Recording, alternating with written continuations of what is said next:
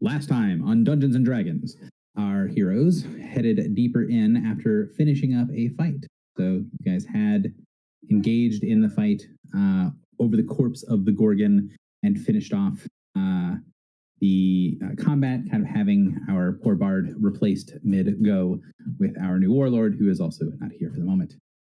And second.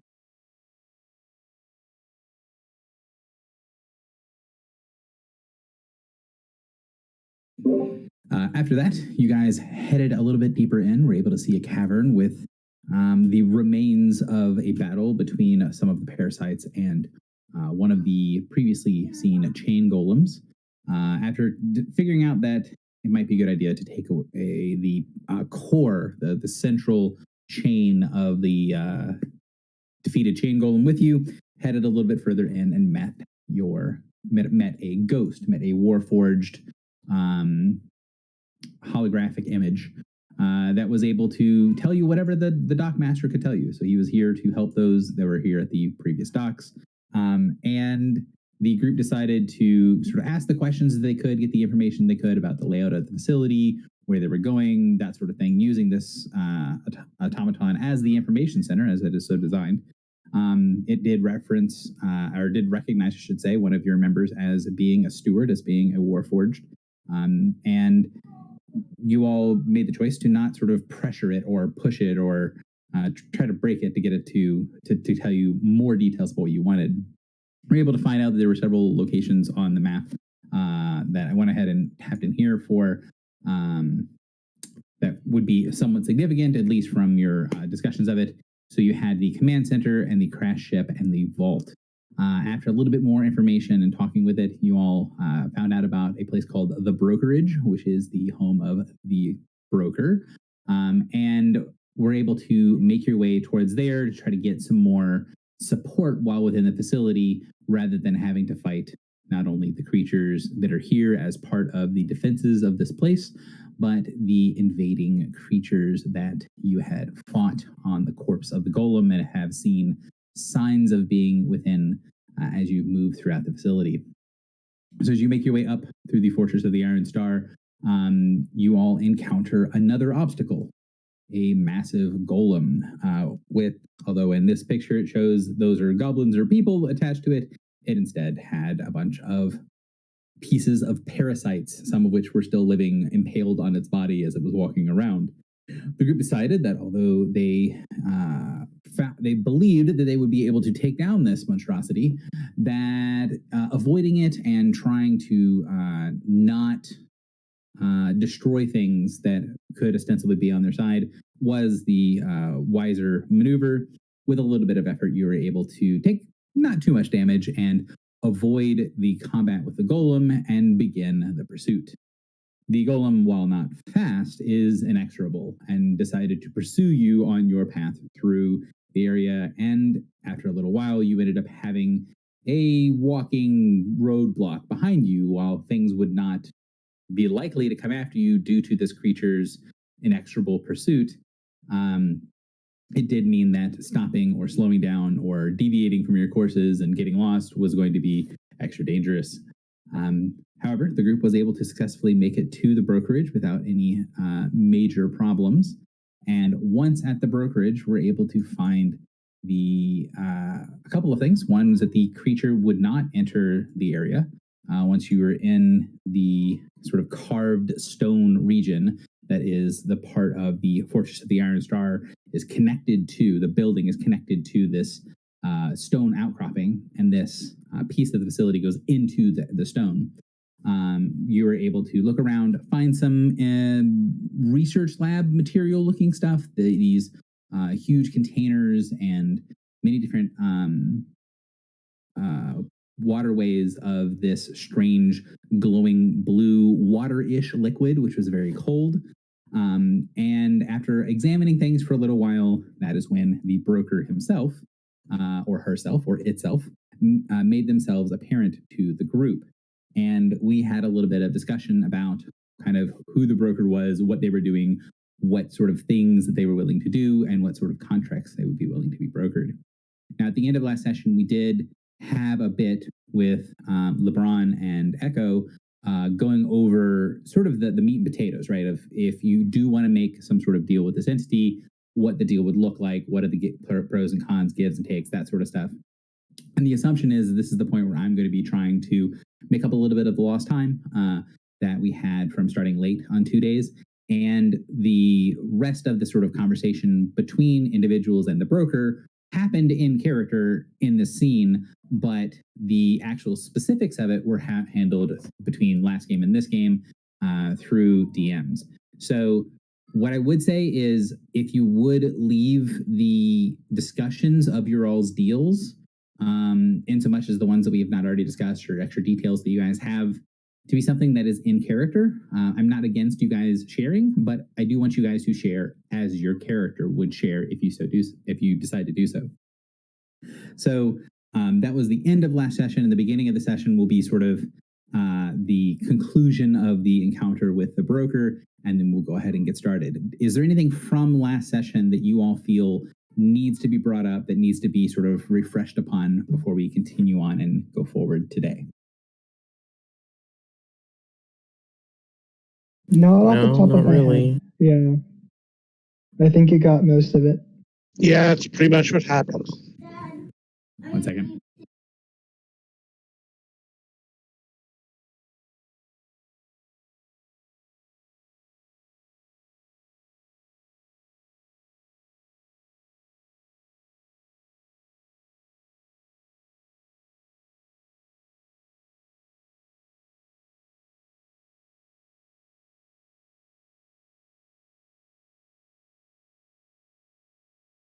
Apologies. My You're fine. daughter came in, let me know that she did want to go to bed. So that's going to be a thing I'll need to do in a few minutes. Yeah. So that is the summary from last time. So let's start here is as each of you guys have these individualized conversations with the broker, when he is speaking to the individual, he's using their own, not only does that person feel like they're using their own dialect and using their native language, but it's sort of obfuscated from the others, even those that have knowledge of the different languages. For example, when he talks to Rosalind, she uses a very specific, narrow cultural dialect of Common. And you all know from listening to Rosalind that you can understand Rosalind when she speaks in that language. However, when the broker speaks, you cannot understand her when she talks in that strange language. So it does seem to be intentionally obfuscated. So the last two people to sort of make their deals with the broker, or at least to have a conversation with the broker, I should say, are going to be Rosalind and then lastly Bastion.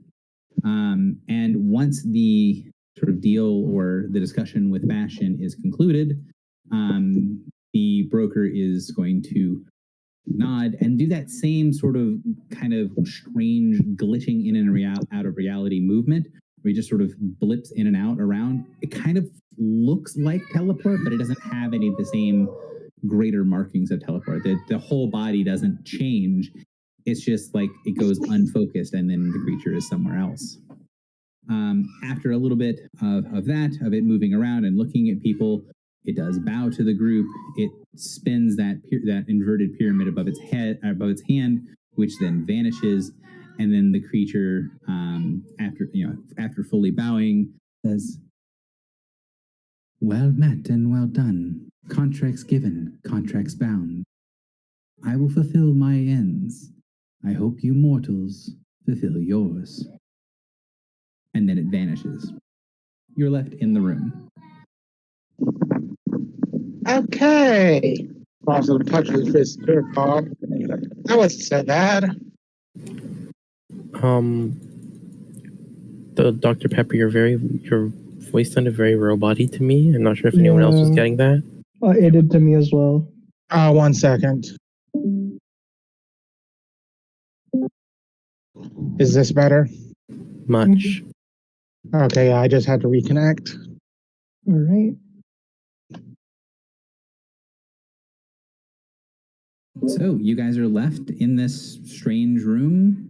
what do you want to do from here?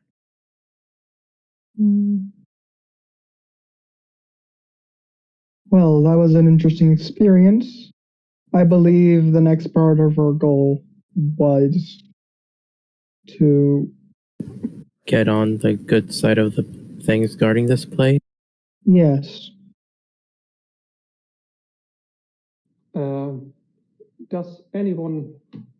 Has anyone convinced the broker to, what was it you said? And she turns to Bastion. Add us to the defense list?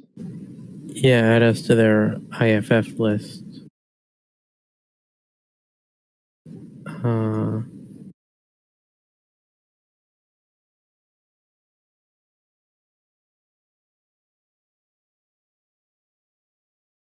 I was hoping one of you would do that.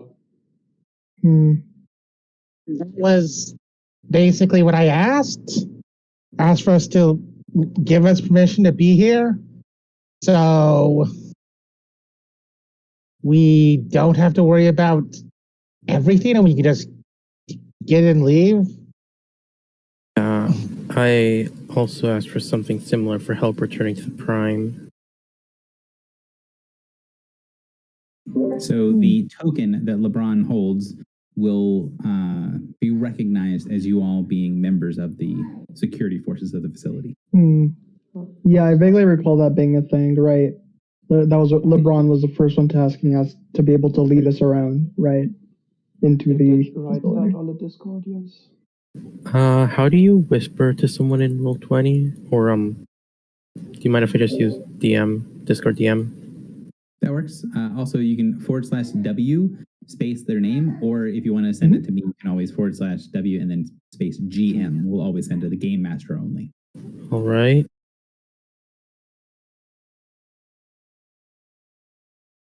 Also, if you want to message me on Discord, I have both. They're both up on my monitors, but yeah, I'm just gonna use Discord. That's probably easier for me.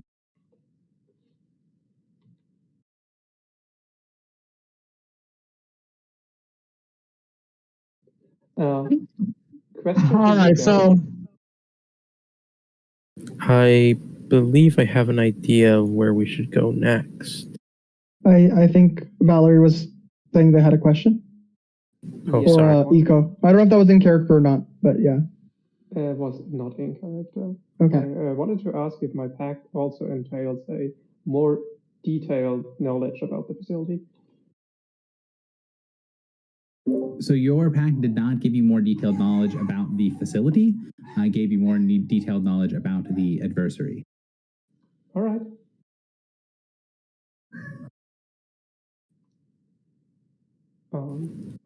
Back to in character. Yeah, I believe I know where we should go next. I can see in my mind a room near the bottom of this facility, but I don't know how I know, but I believe it will take us home. Or I suppose to the Prime. well, the first thing we need to do is clear out the invaders in this fortress. Yes. Because that was the terms of the agreement. Yes, and we originally did intend to head to the control center. Or do you have any new information that changes this plan? No. You guys can keep talking. I'll be right back. I'm going to have to do lights and stuff with my daughter. So. All right.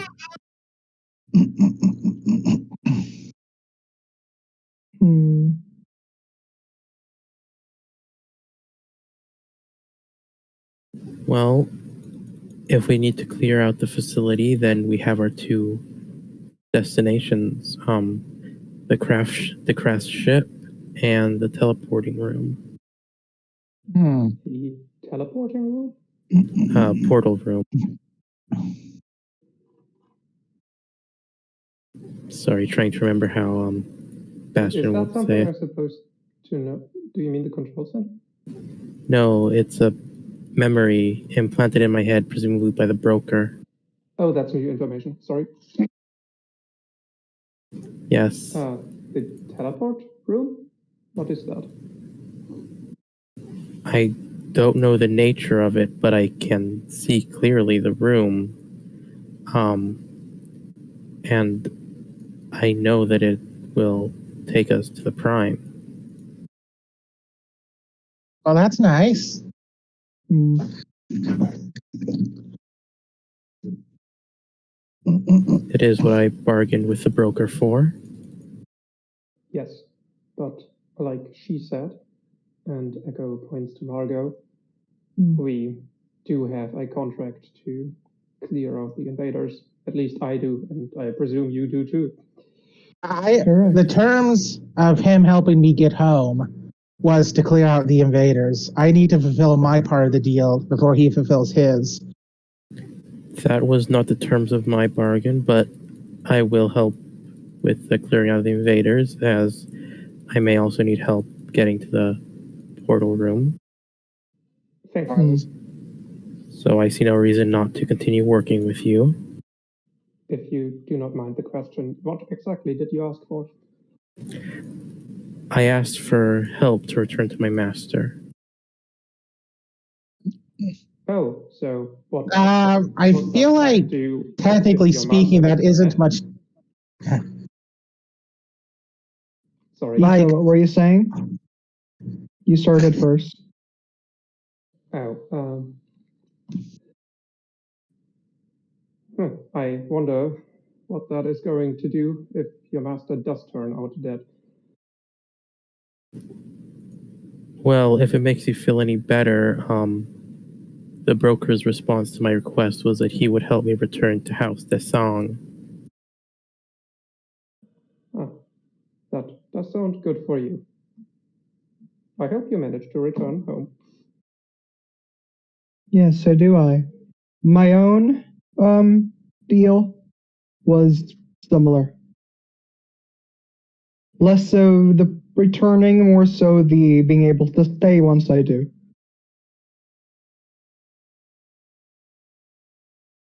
To stay in the Fel.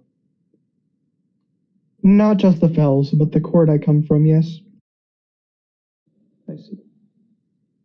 I asked for knowledge of the adversary, and while I am not certain what exactly I know now, I am sure it will come to mind when it is relevant. Yeah, I want to get home. I honestly don't know what I'll do when I get there. He said that me returning home would bring about, he said my coming would,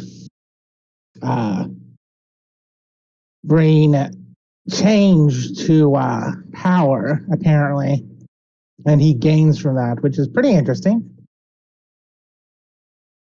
All right. Well, I would suggest we head to the command center. Maybe we can get a little more help up there. And it seems like the most dangerous location the invaders could be infiltrating. Very well. If that's where the invaders are, then what I need to do for my own deal is probably also going to be there. I actually don't know where they are. Like, Gary hasn't told me that, and maybe I'm supposed to know, so there's a caveat there. Presumably from the ship that the steward pointed out to us. Yeah, that's probably where they're coming from. I'm just wondering if you should, like, beat them back at the front line or at the center, if that makes sense. It might be better to not have to risk dealing with it being pincered before taking down the source. Although now that we are no longer hostile with the guardians of this place, we can move around much more safely. Yes. All right. Pretty sure everyone here has made up their mind? Sounds like it. We're just waiting for Okay. the DM to return.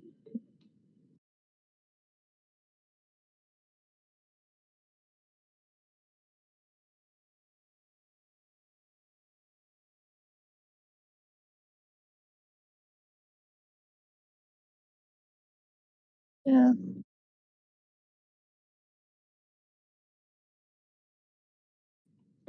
I suppose this would be the moment for a bit of in-character small talk. I just can't come up with anything right now. Yeah. We need the meta knowledge. Not really. Like you could like share stuff about your character or ask others. Yeah, well. Yeah, thinking about that. So, Echo, how is life on the rings? Oh,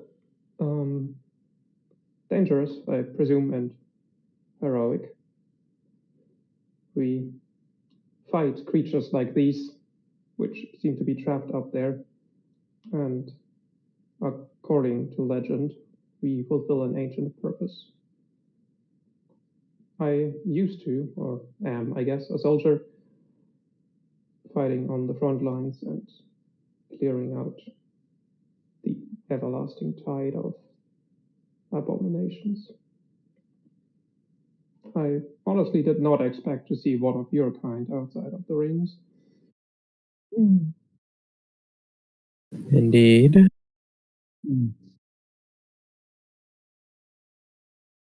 Rosalind stretches her arms on her back. Well, I didn't really live anywhere super exciting. Just down in the up in the. Let me see here. Sorry, I have to look up the name of the area. So I just lived off in the mountainous areas. Daughter of a priest. When my sister was born, connected to Brigaean. The problem was that she wasn't strong enough. He's basically at the moment my patron here, the spirit who took me out in this world because it was kind of his fault. Spriggy, that's what I call him. At that point, she pulls out, you remember one of those little mushroom spores you saw her throw at one of the big parasites earlier? He gave me some of these, and she puts it for protection. He puts it away. He is kind of a fungus tied to the sun. It's weird. Anyways, the point is my sister was born with a contract with a bound to him by accident. And so, and since I was spiritually stronger, I volunteered to take on the burden, and the power was big enough that I got sucked into the spirit world. And that's been the past 5 years of my life. What does he want from you? You see, the thing about mushrooms, he's like a fungus spirit. That's not just, he just wants room to grow and to be comfortable. Like, as far as I can tell, it was an accident that they got connected, and he just saw me when went, oh, little child stuck here in the Feywilds. Let's try and help. It took him a week to realize I needed food instead of just a cool spot to grow. Oh. It is not hostile or expansionist, is it? No, he's one of the more benevolent spirits here. There's definitely some hostile ones I ran into. A couple I killed, actually. I am back. Sorry. Welcome back. Welcome back. All right. So we did kind of talk over it, and I'm not sure if you reached a conclusion, but everyone individually did. So we can. Can we go back to the map room before we lay out our plan? Sure. Yeah.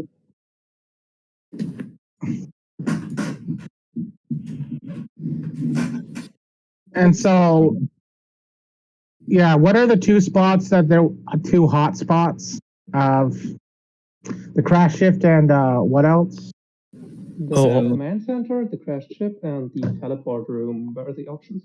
Yeah, could you put the portal room that Bastion was made aware of on the map, since they basically told the other party members? Okay. Thank you. Wow. Oh, it's just the vault? No. Oh, okay, It's, you copied. it's easy for me to copy paste a thing and then change the name, just because getting the font size correct is stupid for Roll20 because it doesn't remember things. I didn't know you could edit text things. Huh? I didn't know you could edit the text things. I thought once you put down, they became permanent.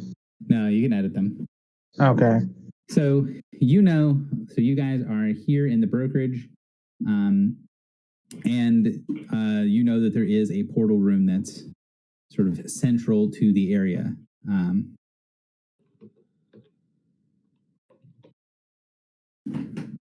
So I think we agreed that we needed to take care of the intruders first because Right, of someone's yeah. seal. So the crash ship is obviously one of the hotspots, but I remember you mentioning another hotspot somewhere. So there was some sort of so the idea of the hotspots, right, was that there's signs of conflict, right? The golem made it clear, or the ghost made it clear that it's not giving you an exact representation of what's going on and where these things are. It gives you these sort of general indicators of where there's conflict. And the crash ship was a hotbed for it. The command center had stuff that wasn't in the command center but near it. And then the area near where the vault is was the other spot that had some signs of activity. Do I know more specifics about where activity is or how dangerous it is? What they're trying to do? Not really, no. If I recall correctly, I think the steward said we could find out more information about what's going on at the command center. Yes. So I don't know, maybe we head there, get the information we need, and then make our plan for removing the intruders. Hmm. I think that might make the most sense. All right. Right? Are we all in agreement, I think? Yeah, I think so. Yeah, to the command center. Give me just a second.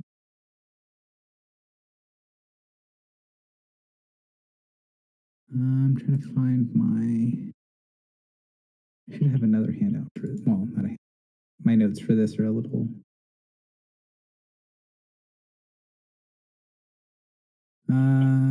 So we're here.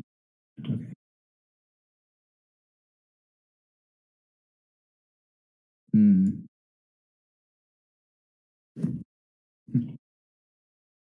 My notes on this part are super helpful. Hmm. That, I mean, it's, hey, remember to get splash screens for these things. Mhm. And I didn't Yeah. because I didn't do any of that. Because focus on other stuff. Well, But hey, you remembered that you need to do it. I now remember that I need to do it. This is true. So we might be here for a little while, although I will try to find some artwork, some things to give you. Before we kind of try to move on, was there any questions that any individuals had about stuff that they felt they needed to be able to share, whatever they wanted to share with other people? There are two objects that everyone will be aware were given. So everyone is aware that Margot was given a knife, and everyone is aware that LeBron was given a coin. Yeah. Yeah, what's up with that knife? Why did it give you a knife? She asks Margot. There is something I need to kill with it, it seems. In here? Yes. Was the killing part of your end of the bargain or the brokers? The brokers.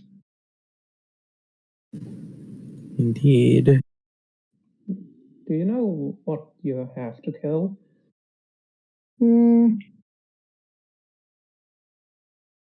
Not exactly. I know it is an enemy of the broker. Could I know what the broker could have meant? I'm sorry. Asked whether I could know what the broker could have meant when About what, told Margot? Margot to kill someone specific. I assume there's like a hive queen or something like that. So you would need more information, and Margot has more information that they have not shared. So I do. Let me double check what the more information is. So, as the DM, it sounded like Margot was not sharing a piece of information intentionally. If that was unintentional, then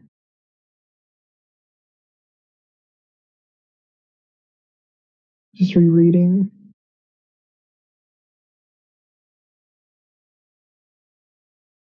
Okay. I understand now. Whoever it is knows the rules of this place, I believe is a way to put it. They know how to keep away from the broker. Be that due to being on the same side, in air quotes, tangentially speaking, or due to simply knowing how to get around this place without being seen or without being detected. So they might not be related to the parasites. The Walker. It might have meant the Walker. Potentially, if the parasites are unrelated to the Walker, then that could be the case. Although they gave it a name, so I don't believe it's the Walker. It could be one of its spawns, maybe.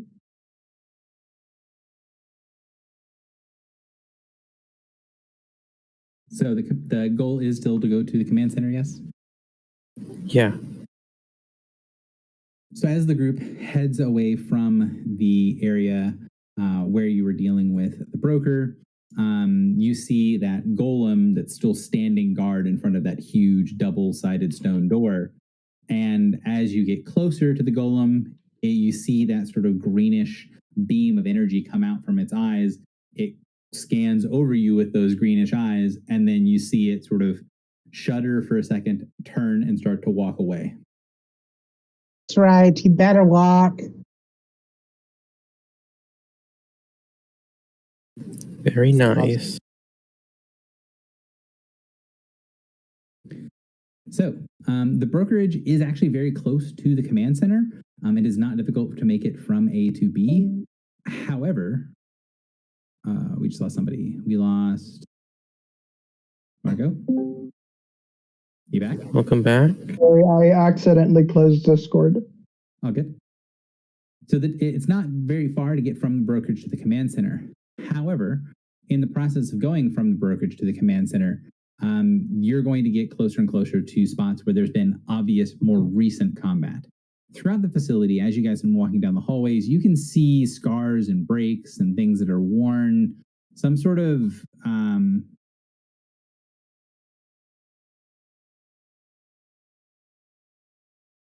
gotcha. I'll answer that more specifically in a minute, Echo. Yeah, sure.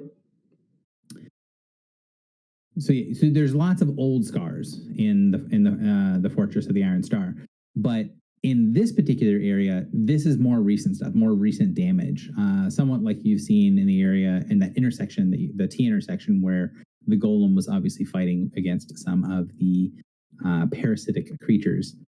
And as you get closer to the command center, you can tell that there's like noise coming from everywhere. This whole interior is a network of corridors and hallways and tunnels or stairways or different things leading up and down. Things that are, especially in this area, things aren't all of the same size. They don't have this sort of, not quite grandeur, but the grand scale that a lot of other things in here have been built on. The central hallways are built on that grand scale, but there's a lot of smaller passageways and corridors that even go down to be quite small. To be, waist high on anyone who be human. So the areas around here are much more pockmarked with all of these different passageways inside things, and there's so much damage and bloodshed and things that are nearby. As you go down one of the passageways getting closer, you Bastion, roll me a d6. Oh boy.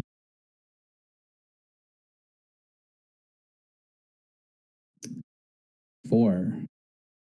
You can hear that there's not only echoing sounds of fighting off in the distance, but as you come to one of the passageways, you hear a clanking and rattling of chains as one of those, pretty obviously, one of those chain golems is going to be walking down a corridor that will connect it to where you are. We should be safe with the badge that LeBron holds. We should just press forward.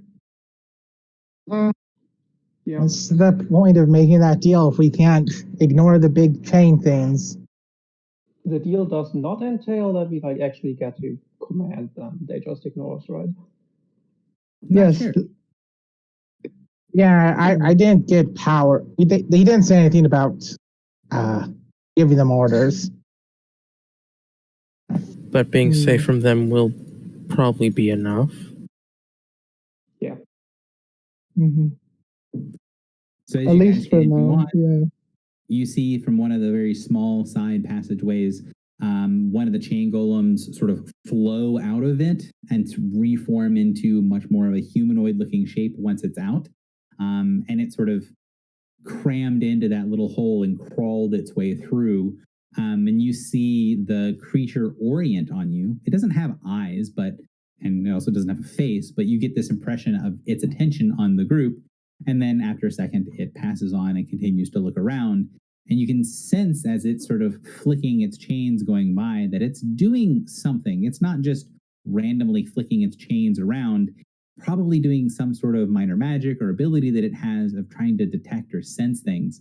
And you can see as it passes by you guys that it has a trail of gore and grime behind it. This thing has obviously seen combat recently. But it does ignore you. Do we have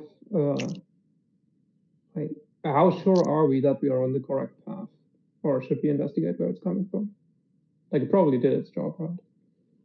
So the pathway that you guys are on is you guys have not left sort of the main corridor, the main big corridor that passes through the facility. So if you got to go through all the side passageways, those can get lost. You can get lost in those. But as long as you stick to the primary path where there's sort of the most traffic and most things going on, it's not going to be difficult to find the location of the command center. Then I suggest we just forge ahead. Yeah, I agree. Yeah. Mm-hmm. So you guys continue on for about another 20 minutes.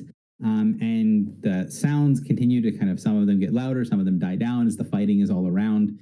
And as you get round the last bend, that you're feeling like you've got to be getting really close, you see this enormous oval-shaped door set against the far wall, and a similar room to what you saw the chain golem, like the aftermath of the chain golem fighting the parasites down below.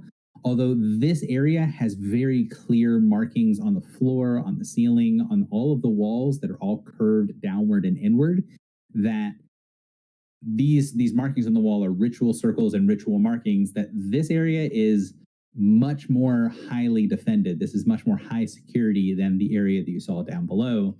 And the interior of this place is spotless.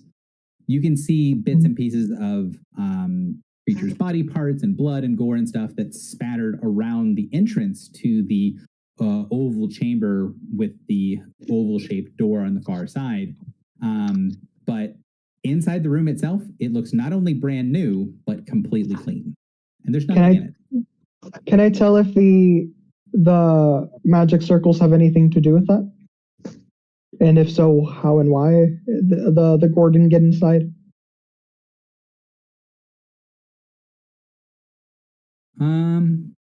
So you're pretty certain several of those things are going to send forth like those the circles.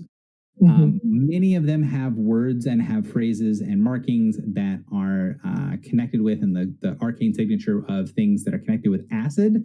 You're pretty certain one of the defensive measures of this place is that it is going to liberally douse everything inside of it with acid. Okay. But We should do not want to safe on it. be. What was that? But we should be safe from it. We should be safe on it so long as there's nothing else on it. So we don't want to Alright. stick around here, but we can pass through. Yeah. That is the impression I get. Alright, I carefully step into the room after closing my armor, if that helps at all. And hope I don't die. So you step into the room. For those of you guys that step in that you don't have a helmet on that completely blocks things, the air smells a little weird inside of the room. It's kind of very quickly cleans out your sinuses, like you're breathing in a heavy thing of horseradish. But other than that, there's nothing wrong in here other than as soon as you step into the room, there is a sort of supernatural quiet that's here as well. You're pretty certain that there could be a full-scale fight in this room and nobody outside of it would hear it. I guess. Step in and don't immediately die. I guess head for the door.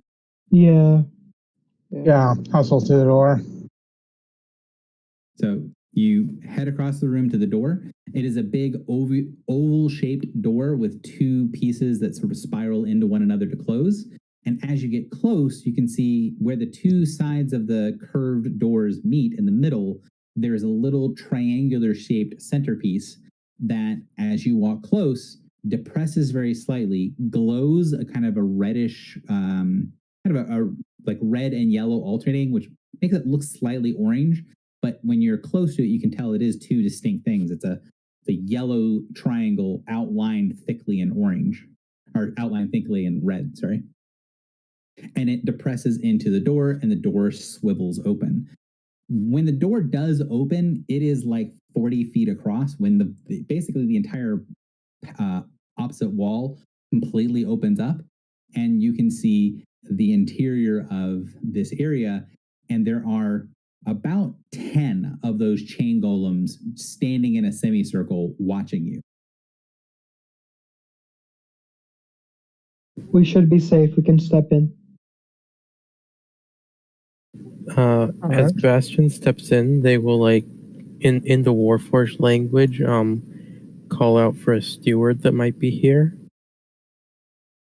So when you do, you see another one of those holograms appear. This one looks similar to the one down below, but the one at the docks, it had this sort of fading in and out thing, right? Like it was there 1 second, it was gone the next. It was it was still usable to communicate with, but it had certain sort of flaws. Like there was an erratic nature almost to it. Like there were some parts of it that might have been failing.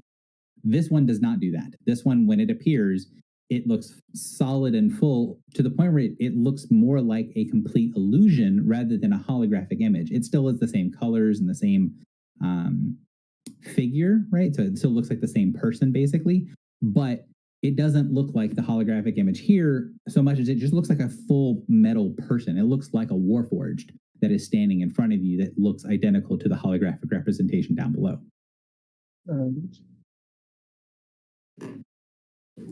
Right. Rosalind goes, is he the same guy? So out of character, Bastion is just basically going to translate anything between these two, so we don't have to like spend extra time discussing what's being translated and stuff. So if anyone has any questions to ask him, they can just do that and assume it gets translated. Yeah. Okay. So yeah, is he the same guy as are you the same as a steward from the docks, basically? The steward from the docks is a manifestation of the primary systems in this facility. I am primary systems.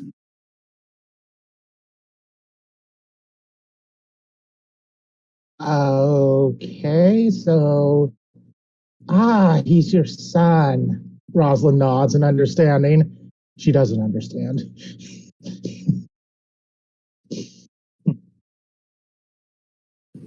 More like a copy, I'd imagine, like a simulacrum.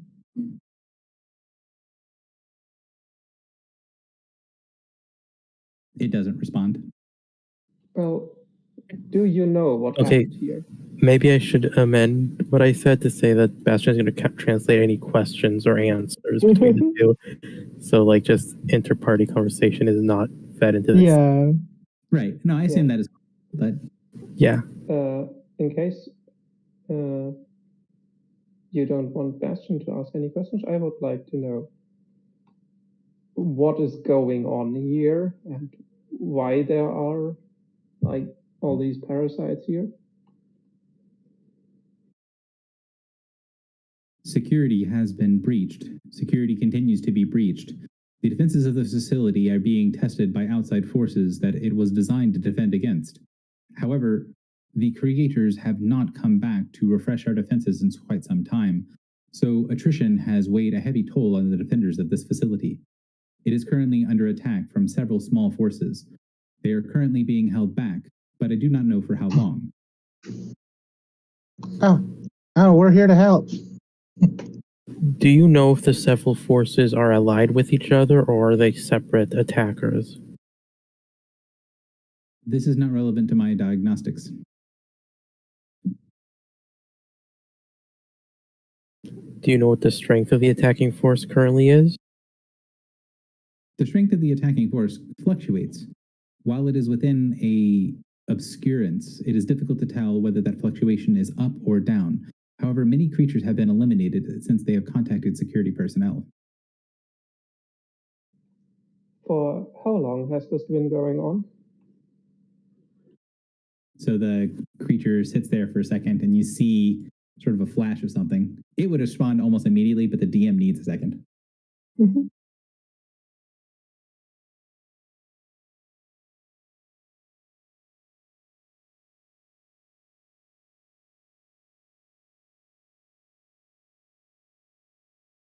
So it pauses. The assault of the facility began shortly after the vacation of the creators. This facility has been assaulted in one way or another for 45,509,660 seals. Would our characters know how long a seal is? So most of you guys have no idea what the hell a seal is. Echo knows what a seal is. It's the time that they use on in the ring. So a seal is slightly shorter than an hour. It's like 50-ish minutes.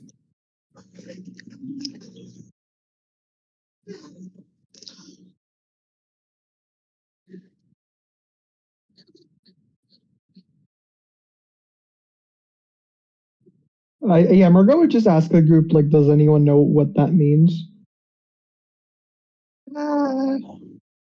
So, Rosalind It would counts on her fingers. That's a lot. equate to 150,000 years, I believe. Could be longer, still quite a while for most. Longer than I'd expected. Longer than I expected this battle to have been going for. Unless it's been multiple battles, but clearly they said it doesn't matter if that's the case. So in their view, they wouldn't keep track. It does mean that our task might be either quite easy or quite difficult, depending on how advanced the situation is. Yes. What is the most vulnerable part of the facility? Define vulnerable. At risk of getting overwhelmed by the invaders? Several sections on floors 18 to 21 have been completely repurposed by the current invading force of the adversary. 18, 19, and that's 4 floors. Okay. Do you have a detailed map of the facility? It opens up a detailed map of the facility and shows to you. So on the facility map, it will show you that The thing that it says that basically has been overrun, that's the areas of the crashed ship. So floors 18 to 21 in the center section of the facility are completely overrun due to the crashed ship ramming into the side of the facility.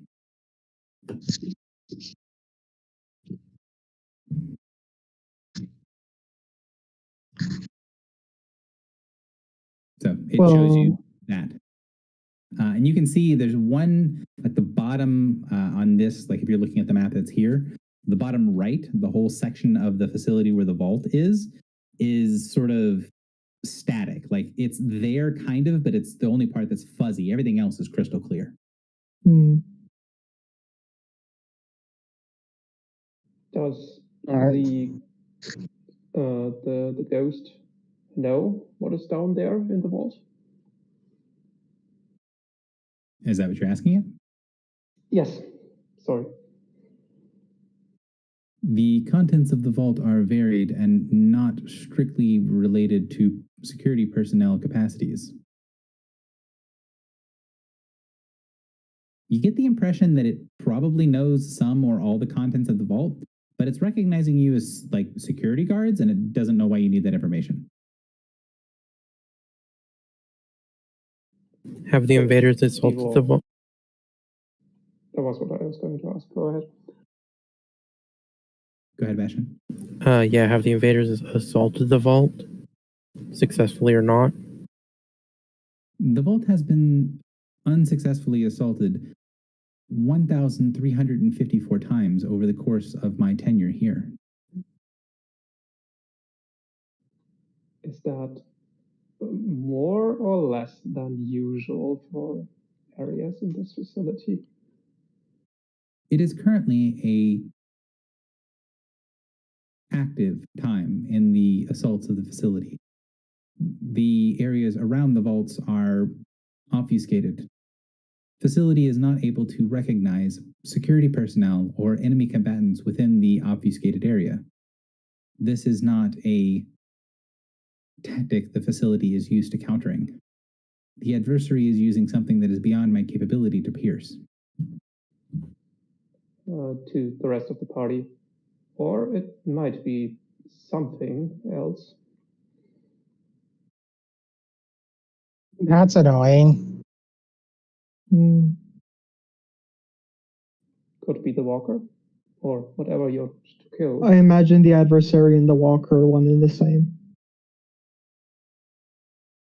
Or at least connected in some way. That could also be. Could you ask it, Bastion, if it has heard the name Dalzath? And if so, who that is, or what that is?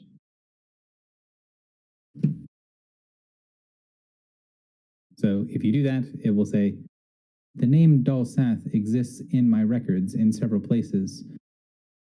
Do you have more specific information? I have reason to believe they might be in these facilities and co-conspirating with the invaders.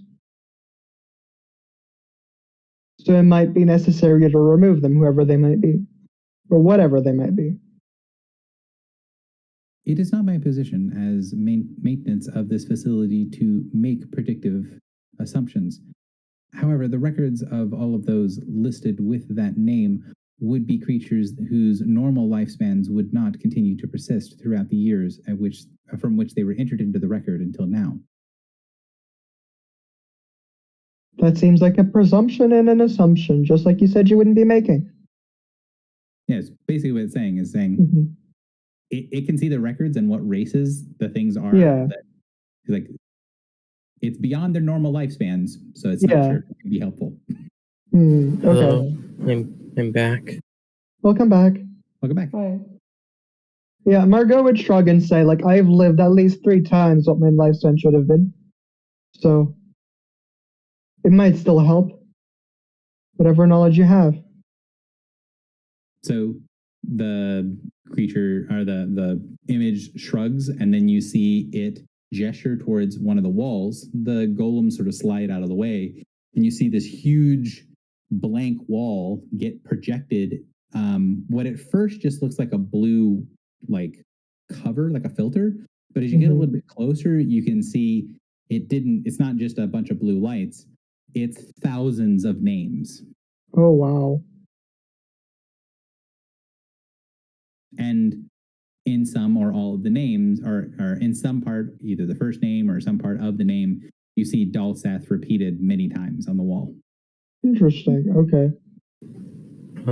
So I think I was missing for the part where you said what the names were about. Basically, Margot is asking about someone named Dalsath, and then the hologram said it has records of those things, but it needs more information. Just a first name, or just a last name, or a middle name, or a pseudonym without any other context, it doesn't know. And then Margot said, show her anyways. So he showed her every name in the record that has the name Dalsath in it. And there's a fuck ton, yeah. Anything like, is there other information listed next to the names, like what they are? Not here. It just has a list of Okay. names. Although you get the impression that if you did ask it, it would probably be able to give you some information, but there are thousands of names on the wall. What was the latest person registered under that name? Who or what? So you see it sort of pull back a little bit, and then kind of you can see basically it's deleting names off of the list until it gets to the top left, or sorry, the bottom left name, and then it blows that one up to be very large, and it's I think it's it. Hang on, let me look at the name real quick.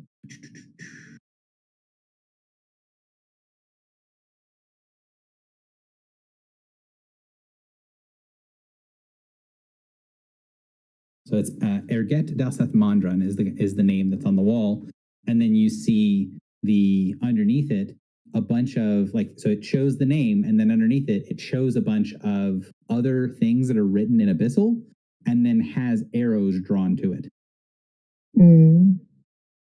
So it's like And something what written in does that Abyssal, say? a big arrow, something written in Abyssal, a big arrow. Yeah, I can read Abyssal, so what does it say? You're not 100% sure, but you're pretty sure it's a list of other names as well. But the names are all in Abyssal.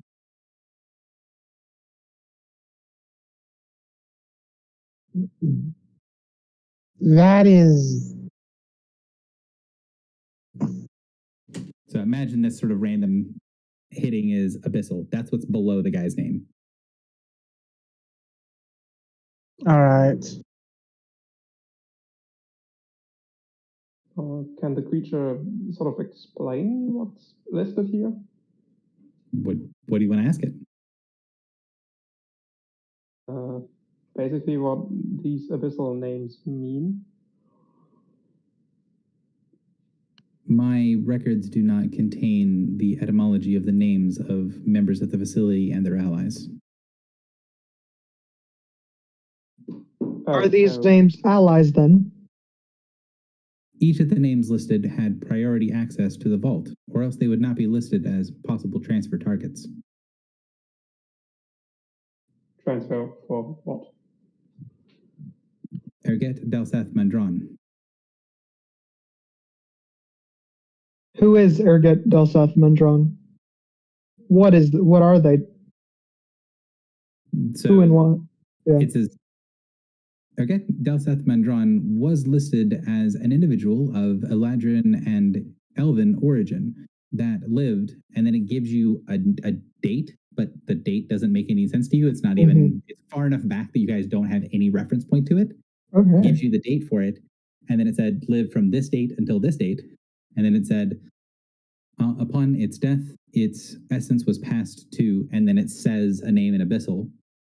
Through deeds and priorities, certain arrangements were made to pass it to, and then it says another name in Abyssal, and then it keeps doing that as it's explaining this creature's essence was passed from one Abyssal creature to another, to another, to another. Okay. Is that normal? Like I ask it to show us the like a random other name. What? I ask it to show us like a random other name to figure out if this is a normal thing for inhabitants. Yeah, like a name of someone in the facility. Yeah, someone else who works here. So it pulls up. It will open back up close this, open back up the list of all the Dalseth names, and it takes about a quarter of the names off the list, and then says again, these are all listed names of those who were similarly transferred. Are they all in the same They are- family? That Yeah. was stored in the vault. Yeah. Yeah, right. Dalseth could be a middle name or something, or a last name, something like that. Yeah, so there's some things that Dalseth is only part of the name. The thing very slowly nods to you and says, the record of their transference and ownership is contained within the vault. The actual essence themselves is contained within the hosts whose permissions to access the vault. It sort of stumbles for a second, like it's trying to explain something that it either never had to explain before or doesn't understand how to explain to you. Yeah.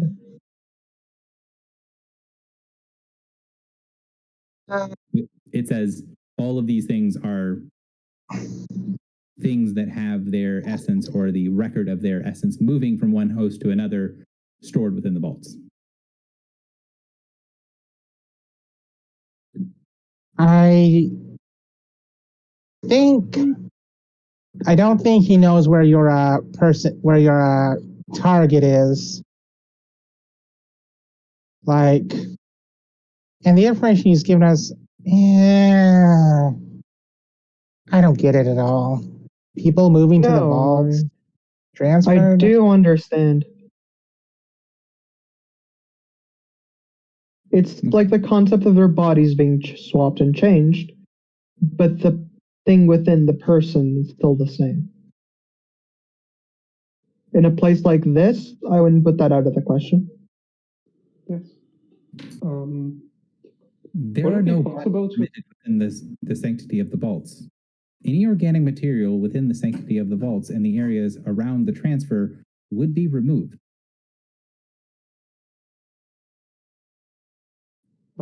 Can you disable that when we get there? This is a basic functionality of that section of the facility. Removal of that would compromise the integrity of all transfers located within the vaults.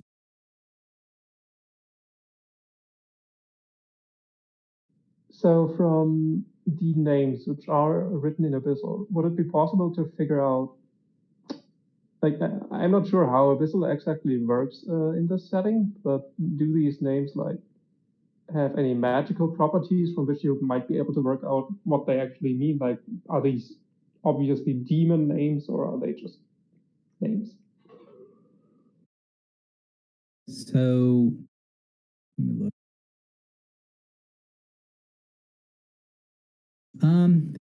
So while you have a couple of the abyssal names and you can sort of tinker with them a little bit, you have very limited knowledge of a bunch of different creatures that use abyssal, like for their names. Most of the ones that you'd be aware of is either abyssal as a like a language used on the ships in like manuals and things like that, or rarely as something that gnolls use. It's very clearly neither of those things. And after a little while of working with it, you can see a lot of them are descriptive names. So the cold one, the fiery one, there's much more than that, but there is sort of a almost like a title type feel to these names. They seem to be very closely tied to meaning, and a lot of the names are decently long. I only did it for a few characters here, but some of the names are like several sentences long.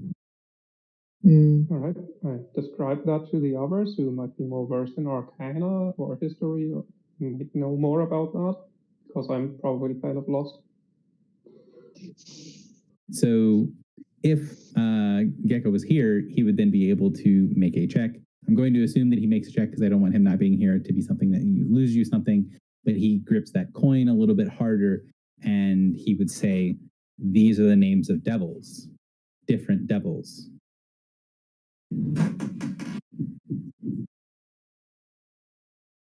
Okay, out of character. Devils are being What transferred in the common vault. Out of character, what? Sorry. Like, what's common knowledge about devils in this setting?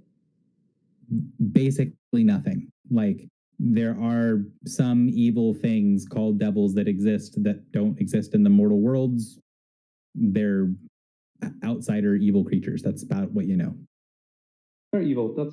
They're evil. That's useful. Thanks. Hmm.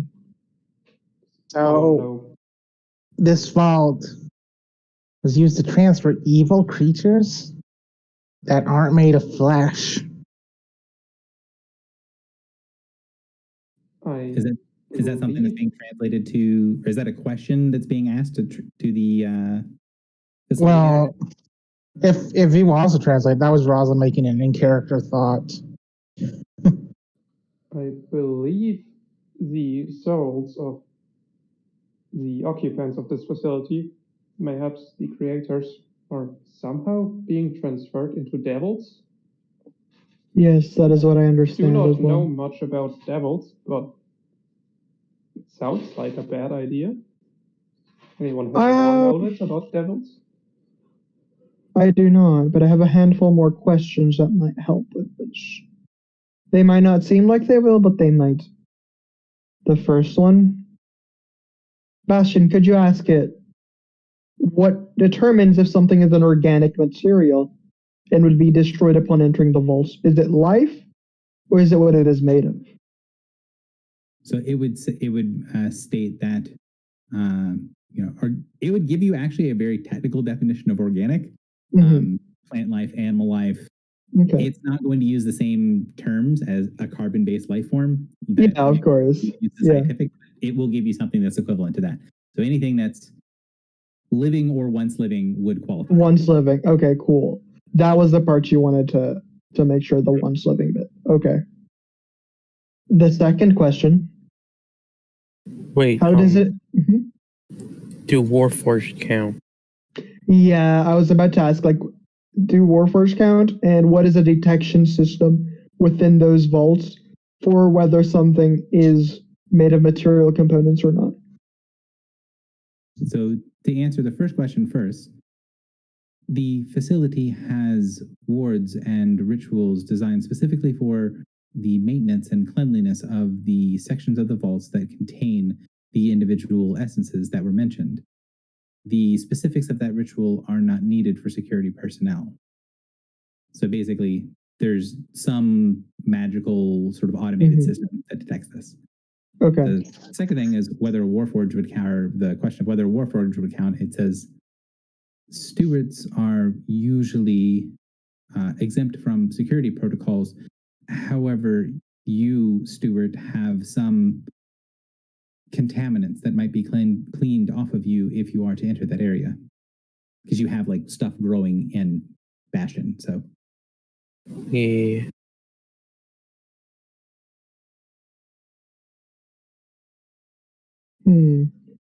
The last question I have is whether any of these many Dalseth individuals are known to be allied with whatever is attacking from that ship that crashed into the facility, or to have been inside the ship. Either or.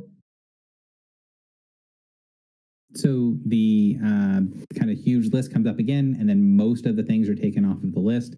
You see a couple columns of lists, maybe 80, 90 names that are on the list, and says, these Dalsas were all known to have some connection with the adversary. Many of them were used for transference in one way or another to cleanse that particular taint from their essence. Is any of those the first one that was shown by itself? No. Okay. Can you order these by date of death or transference? He can, and he does. So how far is the distance between the first and the last in terms of years or whatever? So if I can't make sense of it, I will ask the ghost to translate it into a time measurement I can make sense of. That's possible.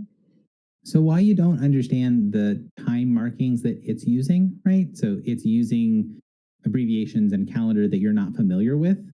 The fact that it is still keeping track of things in years, you can notice that even though you don't kind of have a way to connect the end, like the date themselves to the current date, you can connect the last date on the list to the first date on the list and see it spans about 10,000 years.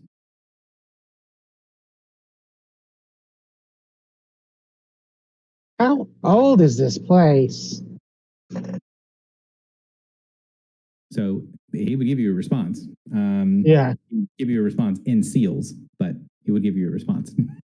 Well, since we know seals is about an hour, we Yeah, can kind of translate it. You can sort of kind of translate it. So it's somewhere in the like 15-ish thousand years old. Yeah. So after figuring that out, he goes, wow. Honestly, I'm surprised this place is standing.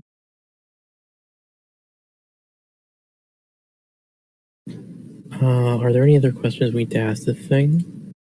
Probably if it can do something for us, like beyond information, like reallocate defense measures or things like that.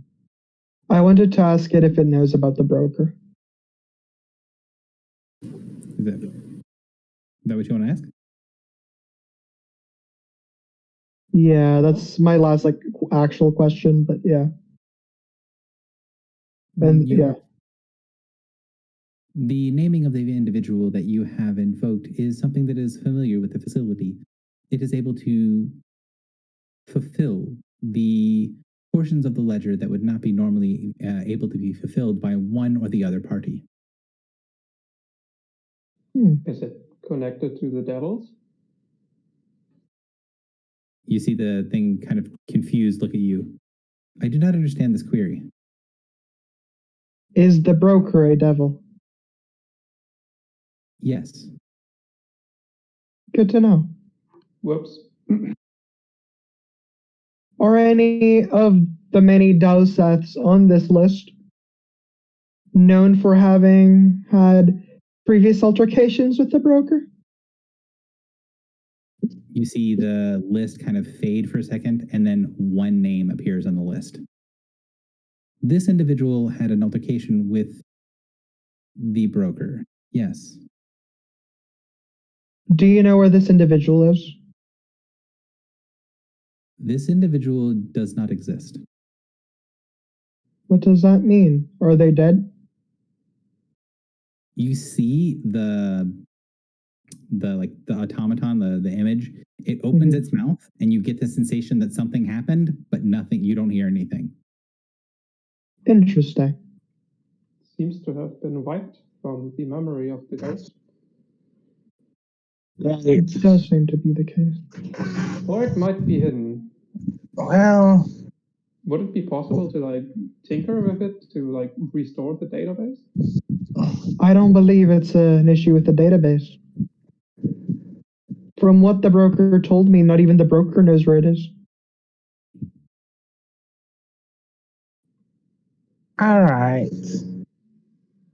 Okay, so she turns to the thing. So we're here to assist with getting rid of the creatures that have invaded currently. Like obviously the ship is where they're coming from, but were there any points to help start staging thing, form a front line, as it were, to push in deeper?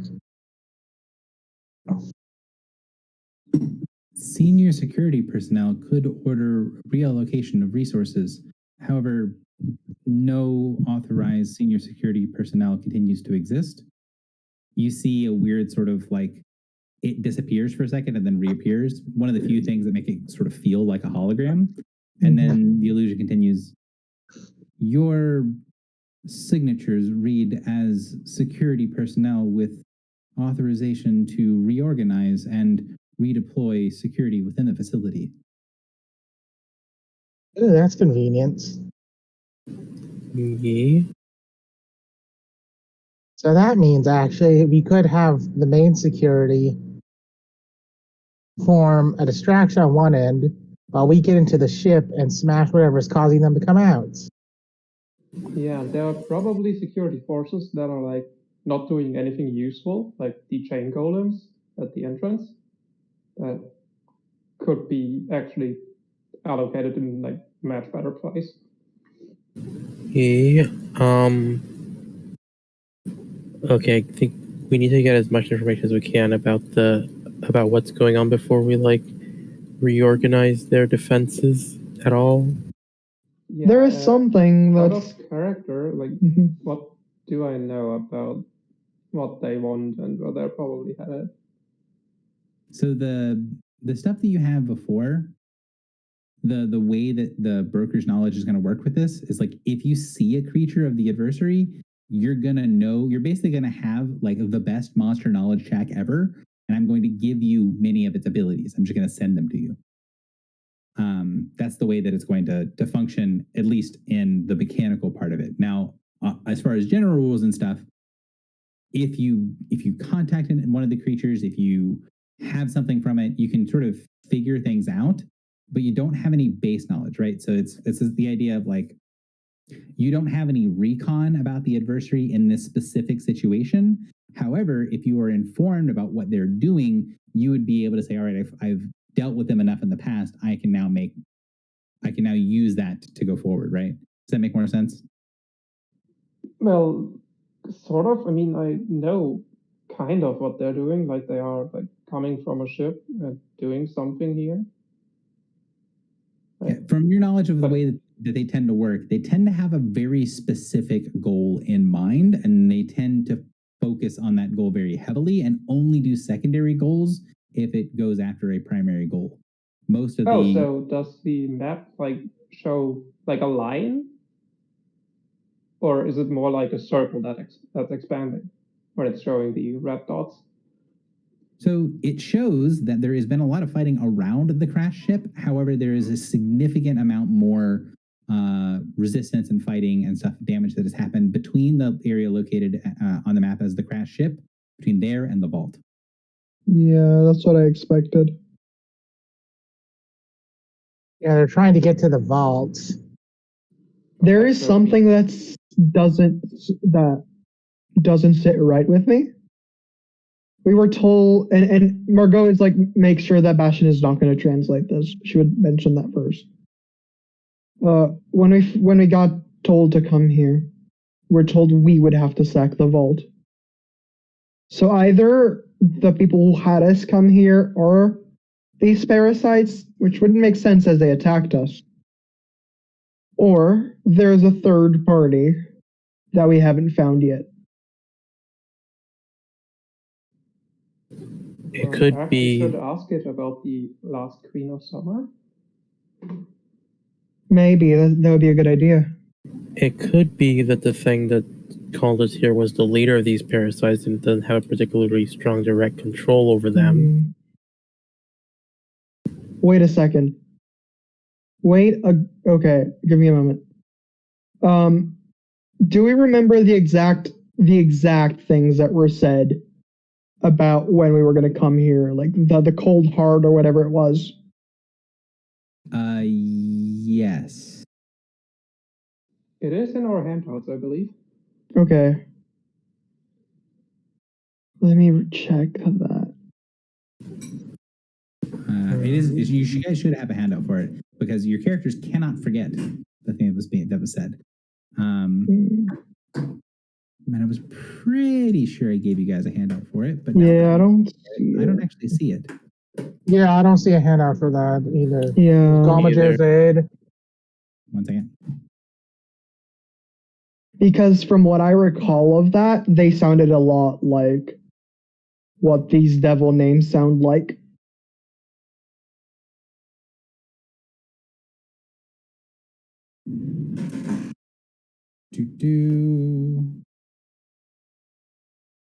So what you're remembering is that the Oracle used epithets for the name. It did not use, oh, their name is, Shirley.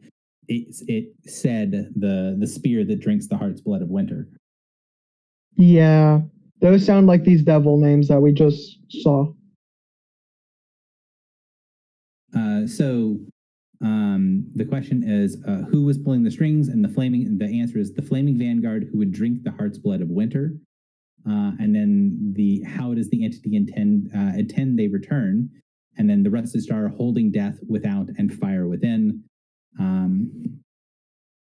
And then what does the entity expect these to do with the rusted star? So referring to you guys as these. Remember, this is how Gamaliite asked the questions. Mm-hmm. And then the answer was, what does the entity expect these to do with the rusted star?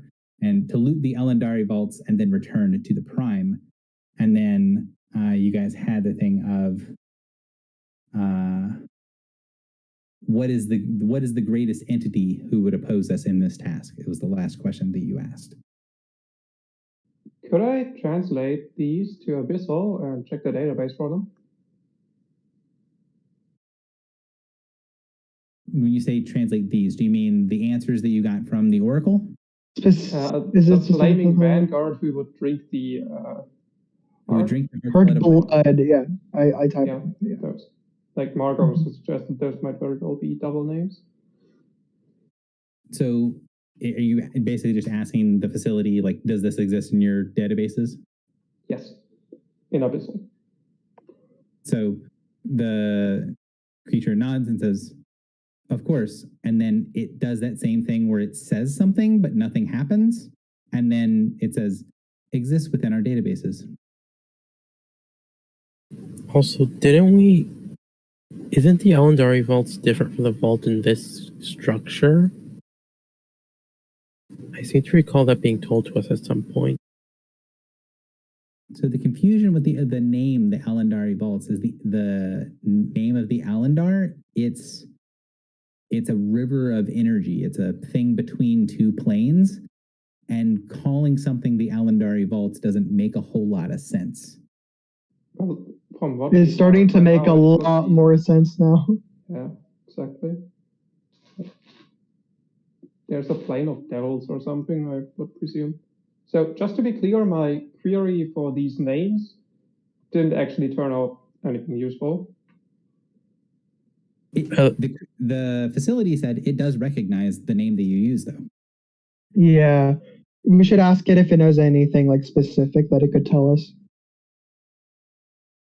What specific information would you request? Was this individual opposed to this facility or sided with it? Or neutral? Depending on the manifestation, this individual was periodically opposed to the facility and allied with the facility and indifferent to the facility. What about its current manifestation?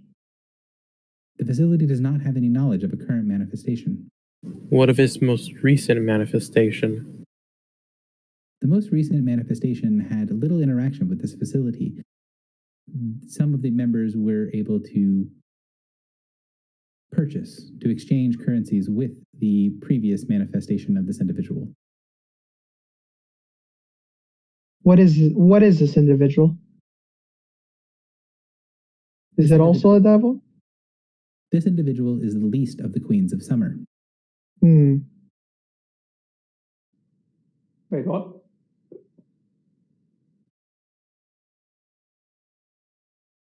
So it says, you asked it, the flaming vanguard who would drink the heart's blood of winter. Yeah, I'm not sure if there's like a language barrier in English here because that sentence didn't make sense to me. Could you repeat it? She is the least of the Queens of Summer. Yeah, that still doesn't make sense to me. There are multiple Queens of Summer. This is like the weakest or least important. Yeah. Okay. There are more than one Queen of Summer and is the lowest ranking of the Yeah. Queens. How recent was her last manifestation? It'll give you another thing in Seals that tells you that it was about 5,000 years ago. And do you know if there's a current manifestation, even if you don't know what it is or who it is sided with? You know if one exists? That information is not contained in this facility. There are pending transactions for that individual should it exist in a new manifestation. Let me Can you guess. show It that was to us? several thousand cycles ago that they were pending. So it pulls up a thing and shows you a wall of names. Like maybe, actually, let me look at my notes real quick. I don't want to give a wrong number. So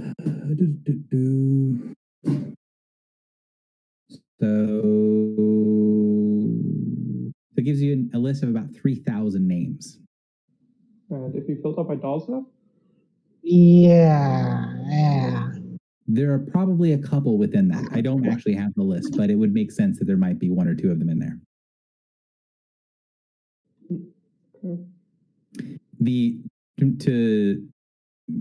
Since we're kind of cross-referencing things, the name that it pulled up when you asked it, was there a Dulcet that had a conflict with the broker? That name is not included on both lists.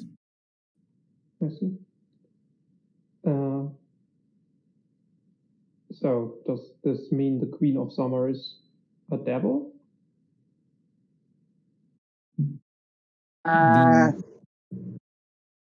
Is that what you ask it, or are you asking the party? I'm asking the party. Yeah. I don't know. From what I've heard, I don't know if devils live here. Spriggy never mentioned any. Well, this is not a place any Fae live in. This exact location of the Feywild.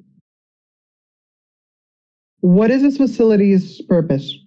We haven't even asked that yet. We should have done that first.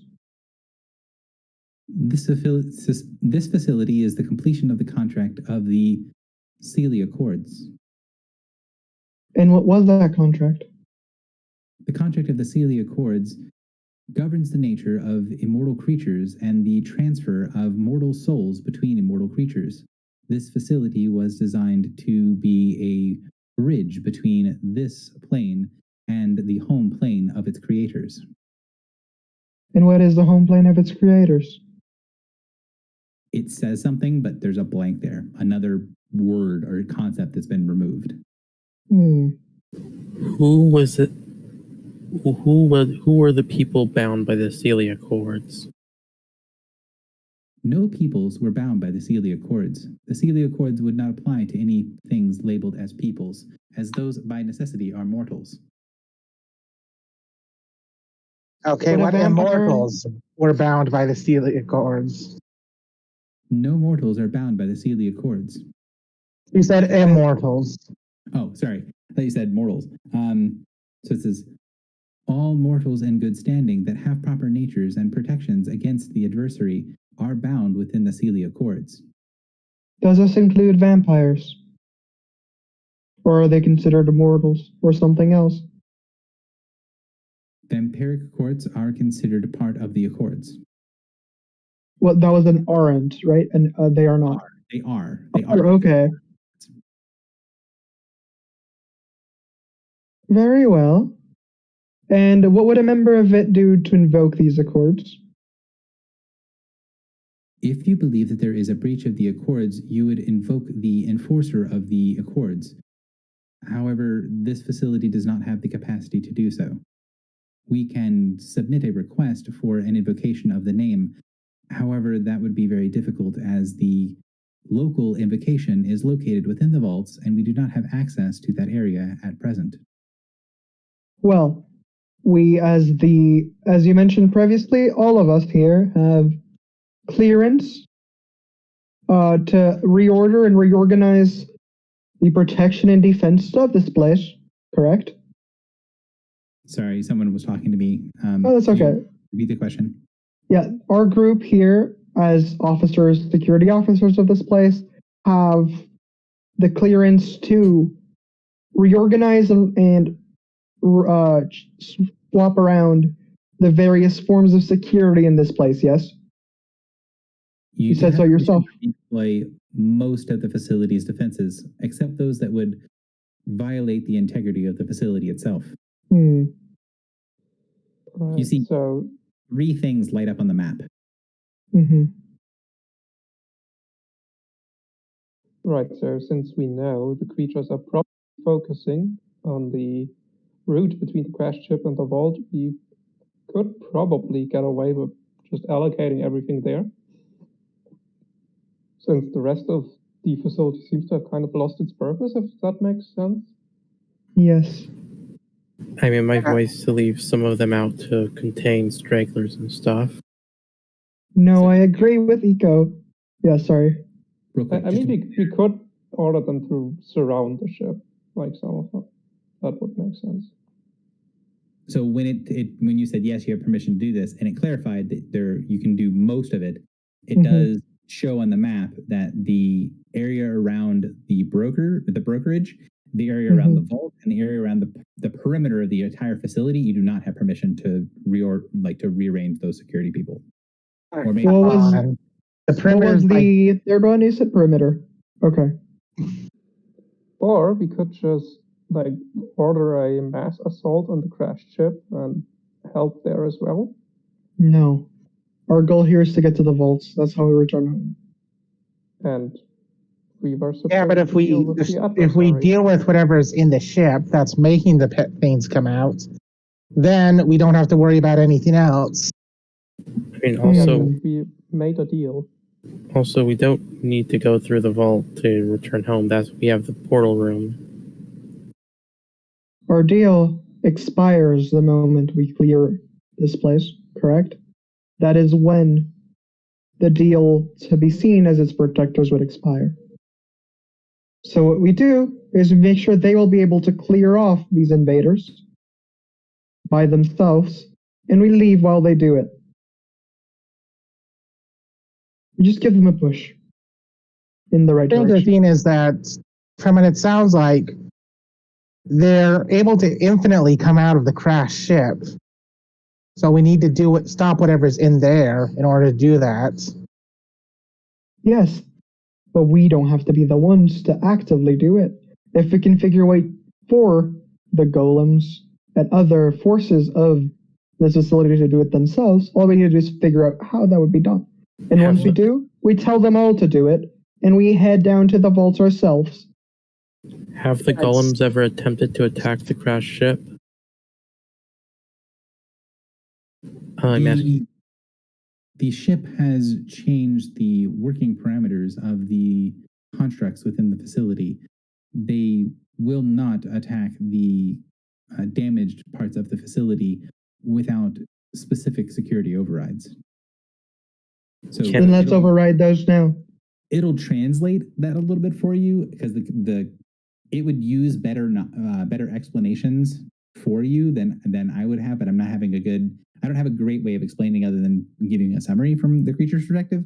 Basically what it says is like the security personnel, they defend what they're supposed to be doing, but they're pretty much automated. And the ship, because it's broken that part of the facility, all of the automated routes still go on around it, right? Like they'll still go on patrol past it, but none of them will go into the ship to deal with this problem because it's like a facility level problem. And normally someone would come along and give them more specific instructions. Right, but we could just like send everything we can into the ship. Do you think it would be better if that thing can override their orders? If that thing can command the spirits here, then I think it might be something we need to smash ourselves.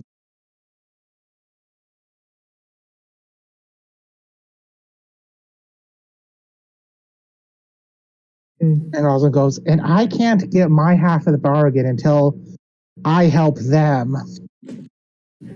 And leaving without the problem resolved would count as not paying my half of the bargain.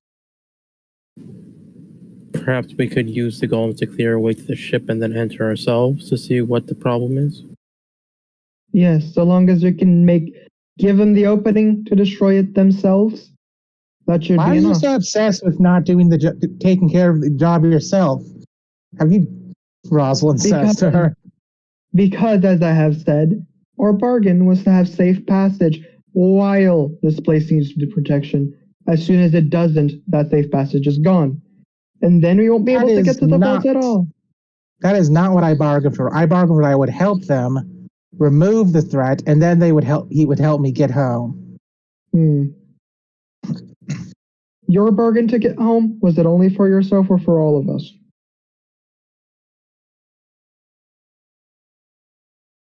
I will only have one little minor note, which is, as players, please be aware that you guys as characters got different information. So, this, if you guys are arguing, just keep the arguing in character. Oh yeah, like this is all in character. No, it's Exactly. good. I'm just clarifying for the players that yes, you all did get different and sometimes conflicting information from the broker. I don't think it matters if the contract was made for one or for all of us, unless you intend to just head to the exit yourself. I do not. The point is, the broker was not part of our way out, at least not at first. What exactly did they offer you, Rosalind, that would help you get out? I asked for a way for him to help me get home, and I offered to rid this fortress of these monsters, and he agreed to that. So the broker's way to help you home. 1 second. To be clear, that is what the character is saying and not what the player believes. Correct? Yeah, that's what I just checked. What we RP'd out, and that's the gist of what she said. Okay. No, that's what she believes. Yeah. All right. That's not really what the bargain is, but yeah. Oh boy. Right. So, Rosalind, you might realize that your bargain with the broker applies to yourself only. And it likely does not coincide with whatever we had originally come here for that should also get us all home. So, if we help you with this, you go home safe and fine. The rest of us won't necessarily be able to go home after we accomplish your deal, your part of your deal. And then we are all left without the ability to access the vaults, as our security clearance will be overridden. As the only reason we have it is, well, to keep it so we can go around while it's being invaded. We don't get seen as threats while there's another invasion, at least from what I understand. So we want to hold on to that for as long as we can. Depressed. But again, we don't have. Why do you assume that the moment you finish helping them, they'll backstab you and leave you to rot? Also, we Because they are don't. devils. Also, we don't need to go to the vault. That's not the way we get back to the Prime. Yes, and from what I can read from the security clearance we got on the Escape from the Wilds Discord, we have a coin that marks us as allies of the facility, and as long as we carry that coin and we don't directly attack the facility, we are going to be in the clear. Like, they're not going to attack us as soon as the invaders are gone or something like that. Right.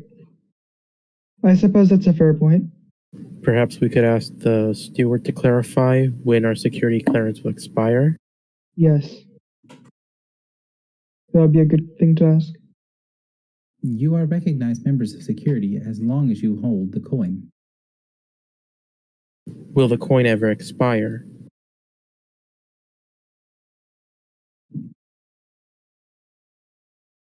You would need to define the term expire. It can have many interpretations given the nature of this object.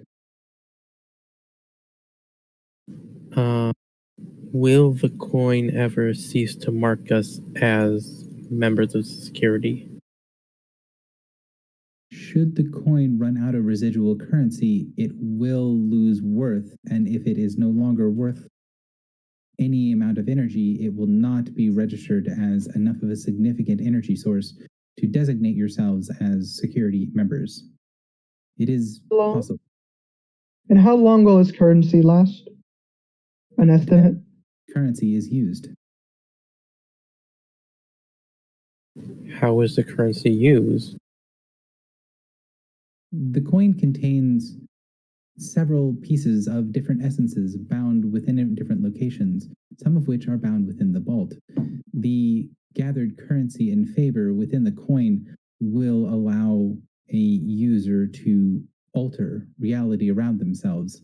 The more the reality is altered, the more currency is spent in maintaining this power source and drawing upon the magics of the facility and the magics of the transactions held within the ledger.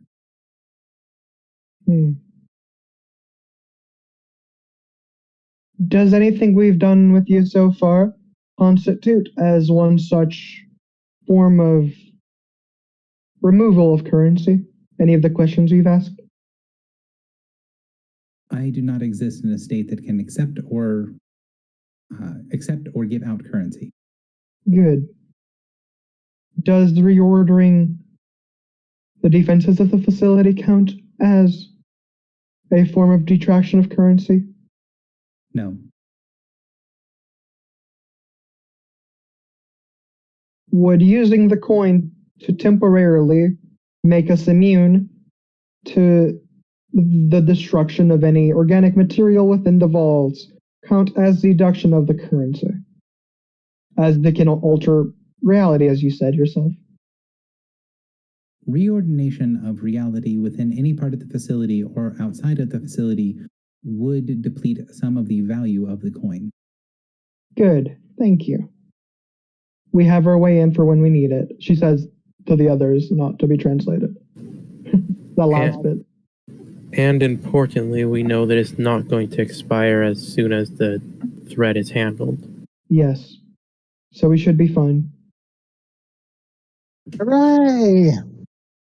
So we just go to the ship, organize the defenses to go there and crash the party, and then we get to the world. Yes. Yes. Time to crush some adversaries.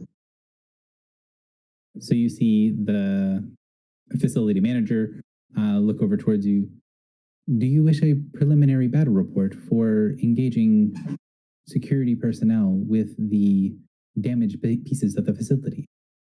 Oh, yes, that sounds exciting. So you see it sort of zoom in and show you this ship. I'll show you the battle map of what the ship looks like. Give me just a second. Ooh, preview. Actually, since we're heading here, yes, this is likely the next fight. So this is the ship, although it's not. This is a single floor of the ship. There are 4 floors of the ship, one of which is so heavily damaged that it doesn't really have any like walkable space. And then you see like basically a 3-dimensional scan of the ship, and it shows you creatures moving inside of it that look kind of like they're in real time inside of the thing. And then the facility manager continues to ramble off things, gives you the weight, the dimensions, how long it is, how tall it is, how much damage it has, what sort of energy requirements it has. It keeps going through these different things, giving you this very detailed report of this ship that has crashed into the side of the vessel, into the side of the facility.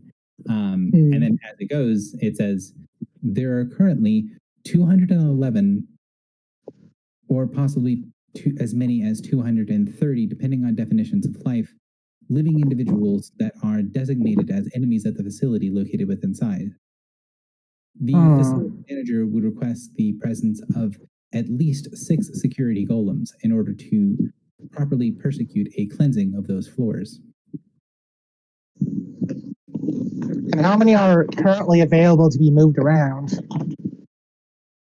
Without bringing security personnel from any of the restricted areas, the facility currently has access to 44 chain golems and 73 sentinel golems. Send all of them. Where's the thingy that makes this scene work? Rosalind's talking about the power thing, but she doesn't really know how to phrase that, but I assume it could be translated like that. The thing we could break to stop the things from coming. Since she sees there's so much scans. Yes, where could he find whatever is in control and giving power to these creatures? Yes. So it shows you again, there are no individuals located within that are perceived on the ships, on the facility's security measures that would be designated as a threat to ship's personnel. Any threats to ship's personnel would be dealt with by security measures that you have temporary or have not tentatively. What's the word? He used the right word, but he basically saying the things that you've earmarked to go do this, nothing is in here that they would consider a threat. If we send everything TM over inside. Well, Yeah. Rosalind was kind of asking where the power of the ship is, the power source. You guys asked two different questions. So it was answering the Okay. individual question first, and then when you ask the power source question, it says the magical signature of the device or rituals that propelled this entity or this ship to connect with the facility have long since been disabled. And it shows you the top section of the ship that is like mostly destroyed when it crash landed into the side of the facility, and it says that that's where the effectively the engines of the ship were, and they're pretty much completely destroyed. The ship's not going to fly or function. I feel like it might be a goes, bad idea to send everything there. Why is that? Overcommittal could be risky if this is not the actual source of the enemies. yeah, like, if it's not making any magic, where are they coming from? We are assuming, not without reason, that the ship is the source, but we cannot say that for sure. What Yeah. was the max? Oh, sorry. And I do not think that it would be wise to send all of our forces there. Okay. So what was the Did what say was the just- maximum number of potential threats inside of the ship again? Over 200. And how What was many? the maximum amount that they gave specifically? I'm typing. Yeah. Thank you. And the ship says that according to its calculations, it would need to send a minimum of 7 chain golems. I say we lead 10, maybe 12 chain golems to the ship. 6 should be enough. So the double of that would be more than enough. I agree. Yeah. Like, more than a minimum, but they're enough to hold back. And, like, if he says 12, then... If he says 6 or 7 are needed, then, yeah, 12 would be, like, already overkill. Yes. 6 was the well, one of these chain golems, from what I can tell, was able to kill at least 40 of these by itself before being destroyed. While fighting 80 at the time. So 7 should be able to take care of 230. And likely some would survive of the golems. I mean, some of the golems would survive and be intact. So taking 12 should be more than enough. We will make it out. And there will be none of the invaders left. It'll be a very one-sided massacre. And after that, all we need to do is pick off those that have already made it inside. But one step at a time, yes? Very well. So the order we want to give is to have it take 12 chain golems to group up, clear the ship, and purge it. Yes. Right. Is there anything else we need these to order our chain golems to do? Yeah, can we do that here, or do we have to go get them? I have access to all of the non-obscured defenders at the facility. Non-obscured, what does that mean? It gestures towards the area around the vaults, the part of the facility that's hidden from it. Uh-huh. It can't contact anything in that section of the facility, but it can contact them everywhere else. Understood. Now she knows where the person she has to kill is. Awesome. Yeah, tell them not to destroy their surroundings. You might want to look through that ship. Yes. So Gather 12 chain golems, taking them from the least critical parts of the facility. Have them group up outside the ship, and once they're all together, enter it, clear it, purge it of enemies. Do we want to be there with the golems, or should we wait here? It might be wise for us to follow the golems in, let them do the fighting, but we can, Yes, observe, make sure everything goes well. If we yes. stay here, we might be able to observe it better since here we got the map. Steward, is there any way we can access you from other rooms in this facility?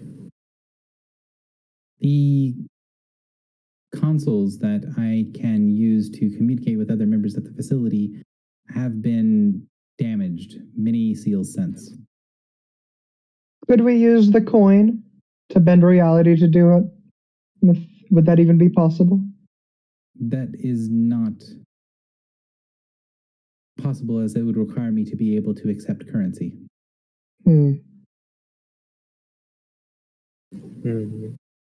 That does give us a conundrum between being able to watch the battle and keep an eye out for ourselves and being able to give further orders.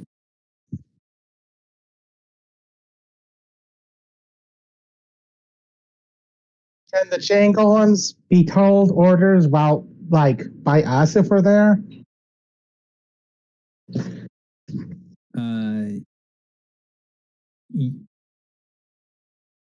Bastion would have the knowledge to be able to answer that question without asking the facility if he wanted to. Like, Bastion, you know that the chain golems can talk. Most of them can talk several languages. Oh yeah, you told me that before. So yes, as long as the chain golems recognize our authority, we can command them pretty straightforwardly. And you know that they're relatively intelligent. Like, they look scary and weird, but they're reasonably intelligent creatures. And the one that we passed outside of this room did not attack us, so Well, there's like 10 of them in the room with you right now. True. So we probably could command them from just being with them. We wouldn't have this sort of bird's eye view we have here, but we wouldn't be completely out of options. Yes, that might be ideal. Yeah, I vote we go to follow the golems on their assault on the ship. All right. I'm okay with that. Rosalind is pumping her fists, going, yeah. All right. So, Gecko, are you able to be here? Are you able to stay? Oh yeah, I'm 100% here. I'm listening. Sweet. So because we're kind of getting to the point of going from this scene to the next scene, do you have any questions, comments, concerns, etc., for weighing in on what's being talked about? No, I think we're done. No, I wouldn't want to change any of the plans. Like, so far, I would just have agreed with what would be going on. Moving into the next scene, I would have more input. Right. But given what we decided, Bastion will revise the order to have it, instead of sending them in, just have the steward like gather the chain golems up outside of the ship and await further orders. I guess one question would be: do we at least know the critical weaknesses of these things? So yes. Okay, cool. So Echo feels confident that if she is able to see one of these things, she will know everything about them. One thing I do want to bring up, because you weren't here for this, is that LeBron got a little bit of information about the coin. I want to get the group's what did the facility tell you guys about the coin that LeBron carries? The coin. It marks us as like members of security staff and gives us the authority to command the golems. It's basically a security card. It has currency in air quotes. You don't exactly know what that means. We know it's magical and it can be used to do certain things in or outside the facility. What these things are, we don't really know, other than that they involve altering reality in brief. Probably a power Yeah. of, like, the devil broker that's not directly related to the facility, and the broker just used it to alter reality to, like, add us to the defense list. So it's Either that, probably- no, yeah. From what I understand, it's like we can spend what's inside of it, but once we spend all of it, we're no longer seen as security. But we don't know how to spend it or what spending it even implies.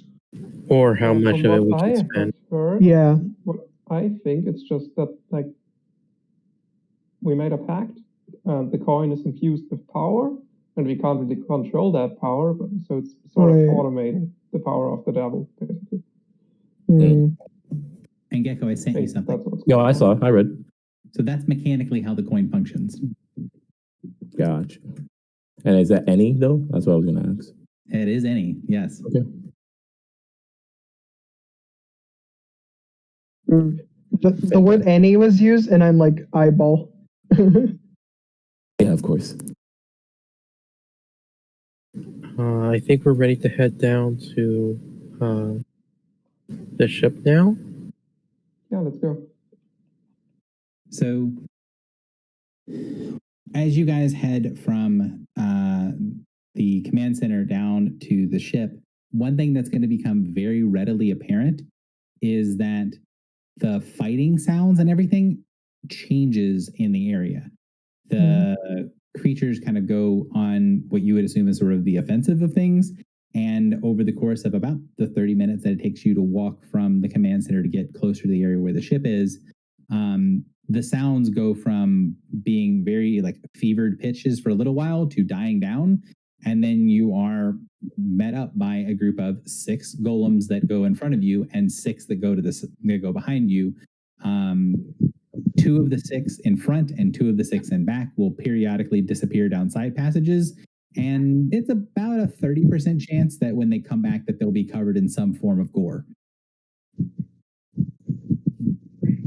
When the golems are moving as a group in the facility, there doesn't seem to be anything that will even attempt to challenge them. When you guys make it to the ship, there is this, I would say that for some of you guys, it would almost feel kind of anticlimactic, right? That you're prepared for this battle, you're prepared for all these things that are going on. And then as the initial creatures start to be there, as the parasites start to flow out, Echo, you're going to recognize that the vast majority of the creatures that come out to meet you are the baseline parasites. These are these creatures don't have any particular special abilities, but they're designed to be weapons used by the other parasites. They're the ones that have abilities that can be augmented by others. But then you do see several other types of parasites, some that give barbed areas to the other parasites that allow them to have bare claws or larger reach or tougher skin or resistant to magical attacks or different things. And as the golems begin to work their way through the crashed ship, you see several waves of these creatures coordinate together and then swarm the golems. And every time one of those combats happen, it immediately ends. The 6 golems in front acting in unison blender everything that comes their way. Boy, am I glad we're on their side. Yeah. So, there is nothing in the ship that has the capacity to resist you. So it just cracks into the ship. Hang on. Cool. That's not right. Since you have the golems here, I mean, they'll be there as you guys walk in, but ideally you should be able to see the skittering parasites here and then the rest of the outline of the ship. Yes. Yeah. Yep. Right. So this is the bottom floor of the ship, and there are parasites here. And again, the golems going ahead of you, it's just watching things get torn into a blender. Like nothing stands a chance against them. Does the ship appear to be functional, or has the crash basically destroyed all its capabilities?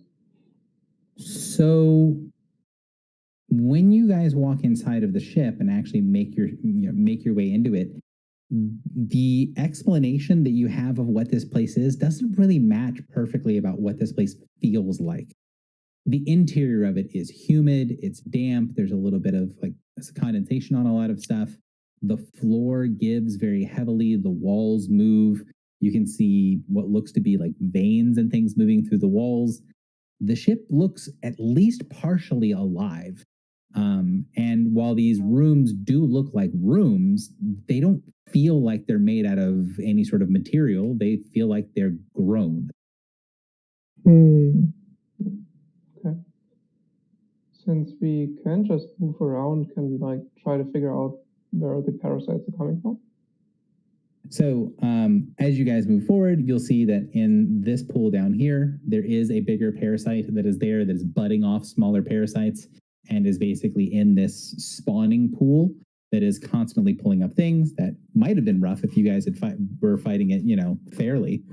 But with the golems, it is not a contest. It is just watching the golems rip them into little pieces. And the golems will move through the rooms and just kill everything that opposes them. You can see that again, this at least this part of the ship looks less like a ship and looks more like some sort of like organ, right? Like you're inside some sort of like procreation sac or something. And there are lots of these little pods and buds on different corridors that go off into areas that look like they have these more specialized parasites in them. A lot of them are bigger, a lot of them are more unique looking. You even find two of the obscuring parasites that you guys fought at the Gorgon that are in these little side passageways. And then the golem goes up and rips the door off and then kills them. But everything in here, you get the idea that maybe about a third of the parasites that are here are actually active, and the rest of them are either dormant or they're in some sort of larval stage or something like that. That they're not really like using like a device to teleport in reinforcements. They're literally just breeding or growing new parasites to go and send out. Right. So Gross. we can just exterminate everything here, and they probably. I want to make a check. Do I think that, or does Margot think that any of this might be necromancy related at all? Like, are they like creating flesh or like reshaping flesh? She's knowledgeable enough about necromancy that I would say you do not have to make a check on it. Okay. There is definitely some what you would consider to be, well, what some peoples would consider to be pretty unsavory recycling of materials. Yeah. So there's some pretty heavy cannibalistic things happening here. Yeah. Necromancy. Okay. Interesting. So interesting. You make your way through, and as you go through the facility, the golems have no problems destroying things. You go through the spawning chamber that is here, and then as you continue to make your way through, you find a secondary chamber which has very little activity and movement in it and has another exit into somewhere else in the facility. It doesn't look like this area has been very much used by the creatures here, and there are all of these strange sort of devices that are against the walls. Echo, your character recognizes what those things are. So there are pieces of your own memory that remembers what these things are, and then there's pieces of this new stuff that you have. So because I have posed this to Arden and some other people in the past, would you prefer that I explain it to everybody? Do you want me to, take a second and I'll message you in the chat, or can I pull you up into another channel and explain to you what this is, and you can filter your knowledge to the others? I think everyone is fine. Okay. So these consoles, what your knowledge of from the rings is that there are these pieces of ancient Forerunner tech that are periodically through places that are research areas or very high priority areas, things that are heavily defended. There's a lot of temples and things that are built around these places that have these psionic laboratories in them, these things that will not only allow people to have psionic powers awoken. So if you are a young person and you do not know if you have psionic powers or not, you can use one of these machines to awaken psionic power. But if you do have psionic power, they can also do a bunch of other things. They can rewrite creatures. They can decide that you need to plant a new crop and can redesign something from the ground up to then be planted in the ground. These are sort of biochemical laboratories, although your character doesn't have the same sort of terminology to call it that. Go ahead. So this might be a place that could actually be used to control the invaders? Maybe, but most of this is for rewriting things and changing things. So you could change the parasites into other stuff. You think there's a certain element of the things in this room that is part of this ship and how it differentiates and makes different types of parasites. Could it also be used to like command the ship? No, you don't think so. Okay. Sorry. Let me finish this real quick, and then you guys. Yeah. The thing you know from your new knowledge is that these things are used by the adversary to bypass detection in a lot of ways. This is if someone who is influenced by the adversary is able to be put into one of these things and is able to be properly calibrated, you can stick a person in one of these machines, and the adversary can then remove a lot of the things that allow you to detect that they are part of the adversary. They're basically, biological stealth machines for the adversary. So things that can be force shapeshifted, so they could make one of the parasites look like a person if they wanted to.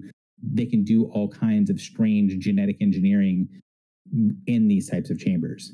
They are very, very valuable for your people, but you also know that they are very dangerous because anything that like this that falls into the wrong hands, the least bad thing that happens is they'll create some sort of monster that has to be taken down, and then the facility gets destroyed or changed hands, and then there's a lot more worse outcomes.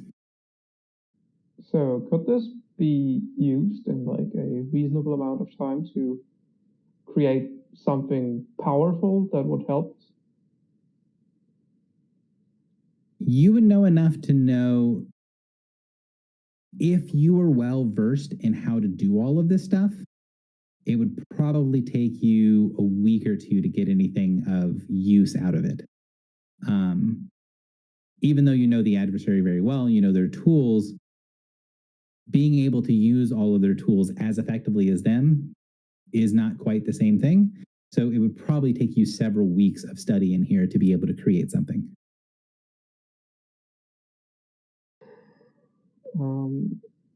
I mean, it is tempting, but it's probably safer to just incinerate everything here and move on. Does Eco tell us what parts of what Eco knows does Eco tell the group? Like everything, or do they omit anything? No, I don't think she omits anything. It might be a bit hard to understand because of the technical jargon, but like she's not going to hide anything here. Margot is going to say she wants us to find any logs, if there are any in here. Any information that might tell us what exactly this facility, this lab was making or doing before we head on. Find something like that in here? Echo, you know enough to know that that is going to be contained in this bottom room down here. Okay. So will there be things like that? 100%. That will be in this room down here. Okay. Perfect.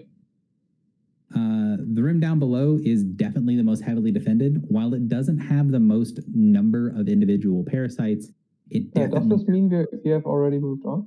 Yes.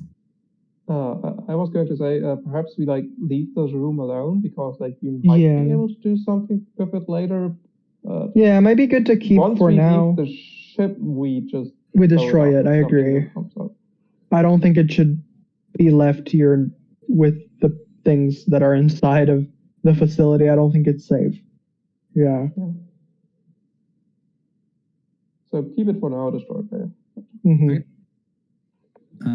When you make it down here, again, there's it's not the most number of creatures that you've seen, but it's the most number of special parasites that you've seen. Parasites that give each other abilities and being able to watch a bunch of overlapping abilities from the different parasites feeding off of their collective abilities. This is definitely the only place where the golems at least have to pause. Like they have to knuckle down and fight instead of it just being a massacre. Now they do still win pretty handily, but the resistance here is significantly stronger than anywhere else. It's kind of hard to declare anything else as being actually resistant outside of this room because the golems just smack them down immediately. Mm-hmm. In this I feel room, like go ahead. I feel like we've dodged 3 or 4 fights in this game. Yeah, you've dodged 3 fights in the ship. Yeah, and then there was the broker room fight as well that could have been possible. And the fight with the golem in the hallway. There's like 20 encounters in this adventure, so you're not going to run out of stuff to fight, promise. Yeah.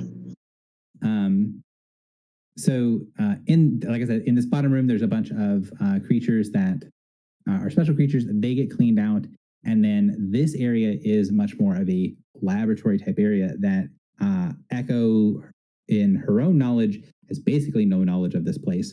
But Echo, in the new knowledge that she has, knows that this place has some pretty significant things in it. So these consoles and these areas here all have basically access to the Forerunner tech of the ship. So you can't really fly it from here, but you can do a lot of the things on the ship from this room. And then this big thing down here is more or less like a brain of the ship. This can get you to everything else. So you can, from these consoles, you get sort of the memory, and from this you get the command of the ship. So you would be able to fly it from this sort of huge pulsating orb that kind of pulls up out of the floor and has several of these long tendrils with suction cups on them that reach out of the central part when you get close to it.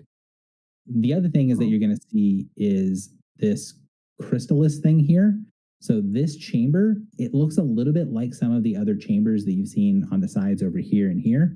So if you look at these little like buds off the side of the main passageway, but this one is bigger and it's significantly more reinforced, as well as it has the strange markings of Forerunner writing on it that shows that it is heavily warded as well. And you know that this is a crystallis or container for one of the sort of high-ranking members of the adversary, one of the creatures that is going to be a commander or the leader of an entire fleet, entire ship, an entire operation. This is going to be the head person. And you can see that the wards are there. They're currently inactive and the thing is empty.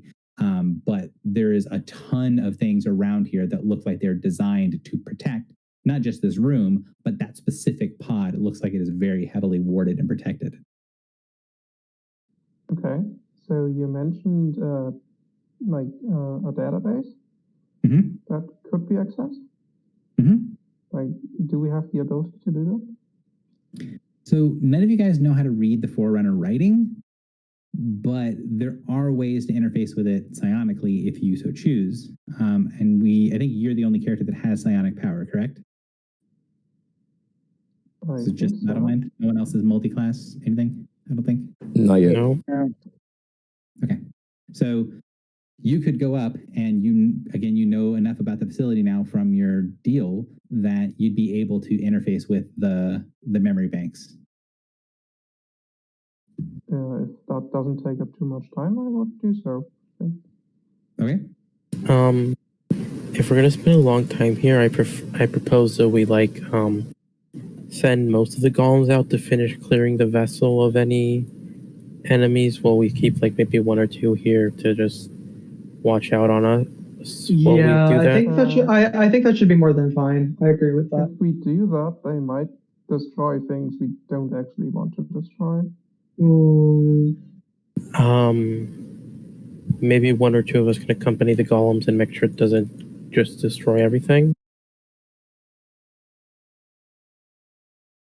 You can. I mean, again, the golems are intelligent enough, and they know multiple languages. You could just talk to them and say, "Don't destroy anything," and they seem like they would not do it. All right. So yeah, like 10 of them go finish clearing out the facilities, and 2 can watch us while we research this area? Yeah. So it might sound slightly weird to phrase it like this, but just to make sure that it's sort of understood, like Bastion has knowledge of these creatures enough to be able to recognize their intelligence. The expression of it mechanically is like these golems have like 16 int and 14 wisdom. So they're actually very intelligent and they just don't communicate very well, or they don't communicate unless they have to, I guess is the better way to say it. So as a former steward, Bastion would be able to like drive that point home of like anything that you'd be able to give to a reasonably intelligent poor person, you'd be able to tell one of these golems to do and expect that it would understand. Yeah, they're smarter than Margot, so.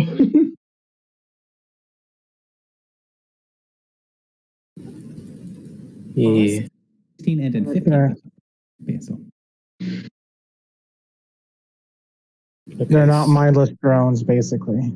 Yeah. Okay, then we do that and continue investigating.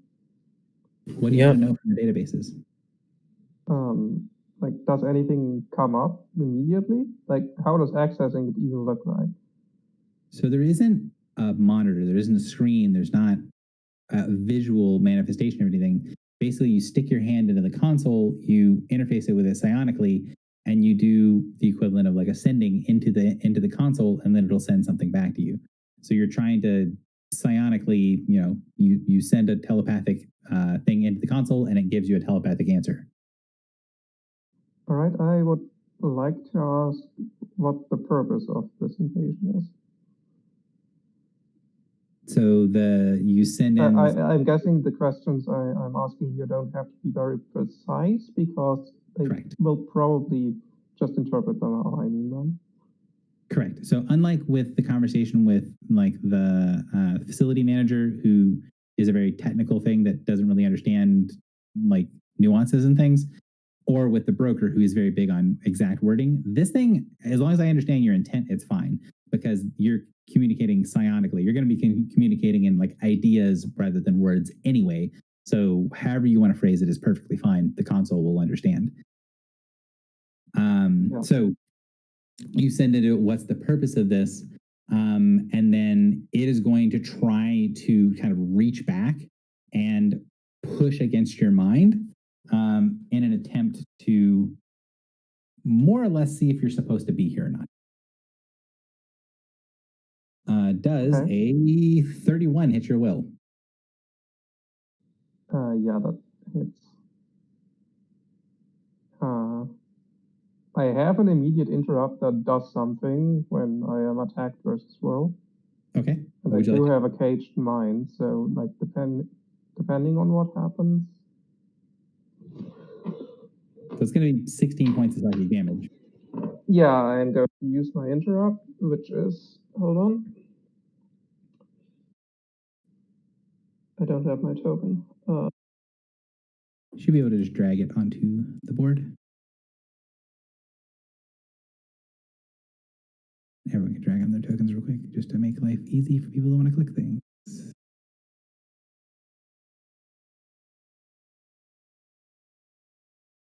Right. So I will take 5 less damage from that attack. So you send through, what is the purpose of this? And it sends back this chaotic wave of information. It's not attacking you, you don't think. It's more that the way that the ship is trying to communicate with you is so alien that it's painful to experience its version of communication. So it sends you back this wave of energy that after a couple of seconds, you realize there was something in there, and it says recovery of a name. Like recovery of a name as in they're trying to recover an actual name, or is name a placeholder for something? You get again, this is concepts, right? So this isn't verbatim. It gives you the concept that a name is a capital thing, that it is an important, very specific name. So they're not trying to figure out what something's name is, but it says recovery of a name. There might be a small language barrier thing here, because this is a weird concept, but Yeah, like, are they trying to recover something that's like a true name, like a magical thing or something like that, or are they trying to recover something that would have a name? it's trying to recover like the magical true name of something. Okay, gotcha. Okay, and can I ask why? You can, but until you are able to sort of acclimate to this console, it's going to continually attack you. Yeah, I have healing searches. Okay. So what's the concept you're trying to ask at? I want to ask why they are doing that. Okay. Oof. Okay, that is going to be a malfunction. I hope I make my dungeoneering check. Give me a second. Oh no. Oh shit. Oh. Okay, that's not good. I think this is a crit against your mind cage, isn't it?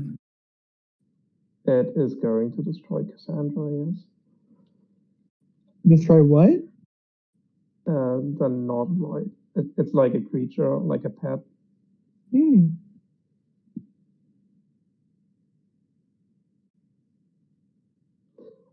But at least we don't take any extra damage from it. Yeah. Every enemy around us does though.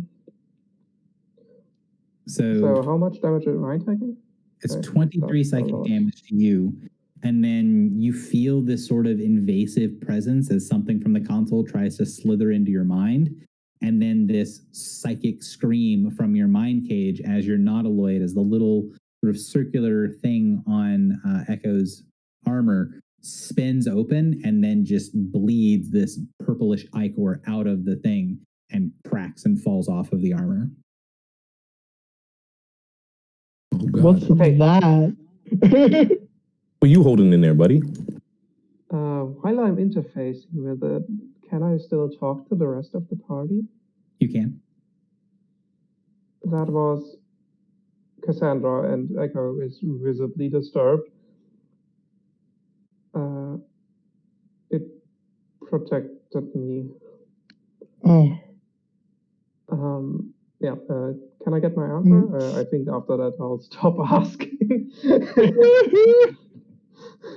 So because we had to do the resolution of that, I apologize. I did forget what your question was. Just like, why does it want this? Was that the question?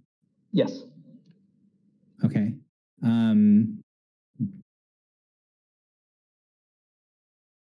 So it would say, trying to think of the best way. I'm trying to think of what would make sense.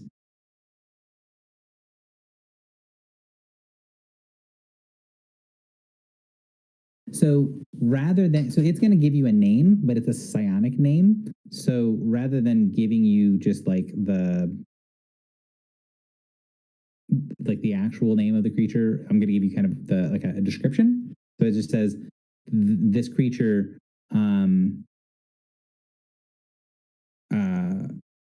wishes for the end of summer, end of winter, end of the she to be complete. The only way it can be complete is by the dissolution of the name. And the beginning part of it, though, you get this weird sort of like void, like the ending of things. Like when you're slipping through different places in the rings, sometimes when you'll slip through something where you kind of dip into the prime material, but you're in between big chunks of the space station and you're just sort of floating in space for a little while before it slips you to another plane. Those sort of long, sort of super quiet sort of spacewalk moments, that feeling that you get from the console is the same as you get, only for you, that tends to come with a sense of like peace. Of it's just sort of, you're out there floating in the stars and it looks beautiful and it is this sort of calm as right before you get thrown back into the labyrinth.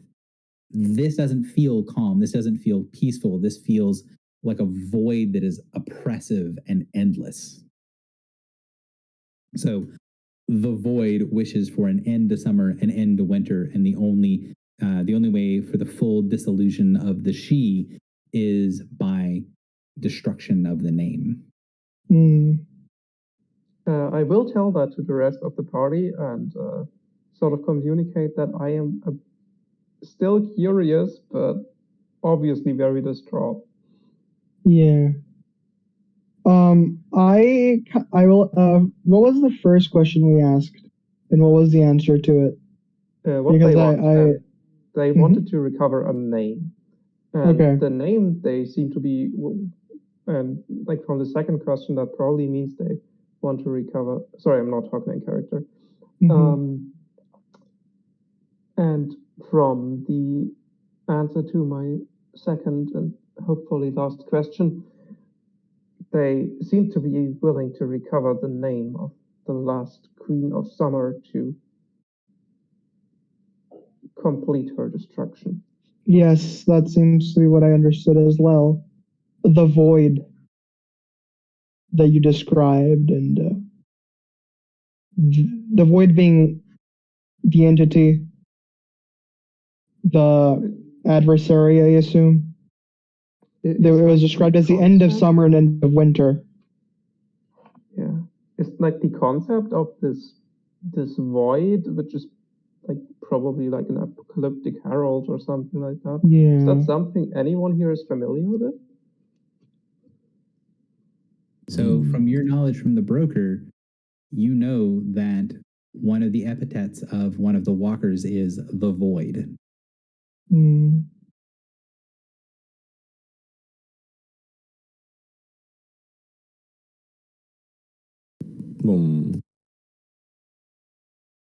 And the walkers are sort of the deities of the far realm. Definitely sounds like a far realm deity. Right. Is this far realm something like people in the setting or my character in general would be familiar with, like outside of the pact? I mean, creatures of the far realm are around. They're not super common, but they are things that people are like aberrant creatures are things that you are familiar with. Yes, but you specifically know that the like the HKs and stuff that you have to deal with in the rings. You know that those are far realm creatures. Right. And do I know what specifically the far realm is? Like what sort of place that is? It's a place that isn't a place. It's a nonsensical, insane extra dimension. Okay. I think I know what we have to do then. Go for it. Yeah, if these creatures were trying to get into the void to destroy the Queen of Summer, not the void, the vault. They're trying to get into the vault to destroy the Queen of Summer. Yes, find her name and destroy her once and for all. The steward we talked to doesn't know where the Queen of Summer is currently. They also can't see anything within the void, or not the void. Fuck, the vault. They can't see anything within the vault. That would mean the Queen of Summer must be in there. Yes, if the steward doesn't know where she is at all, has no knowledge of it, it would explain why they don't. And they would also explain why these creatures were trying to get in there. Why the adversary wants to go in there, it's because she's in there, and that's how they destroy her name. And we were told to go in there as well, allegedly by this Queen of Summer. So that's where we have to go now. We'll have to find a way in. I have reasons to believe my mark is also in there, so. Actually, since I still have hit points, I am going to ask one more question, and that is like whether or not the this sort of hive mind, this operation here, interfered with Gommel Yates' vision. Hmm. So the question is, Like I think you get what I mean, and I hope that's specific enough to like count. Yeah. Yeah, like if they interfered with the Oracle, right? I want to give you more information that would kind of put this into context. So I think your character would be like the normal creatures, even the special parasites here. They're not going to be of the power level to be able to interfere with Goliath's Oracle. You know that from your knowledge of the adversary. You don't know if whatever was in that specialized pod would be strong enough, or because you don't know exactly what that thing is. So that could be a reasonable thing of like, rather than does anything on the ship, I think the thing that would make most sense for Echo to ask would be to ask, did the thing that was in that pod, did the commander of the ship, did it interfere with the Oracle? Yeah, or like did anything interfere with the Oracle, and what did, and in what way?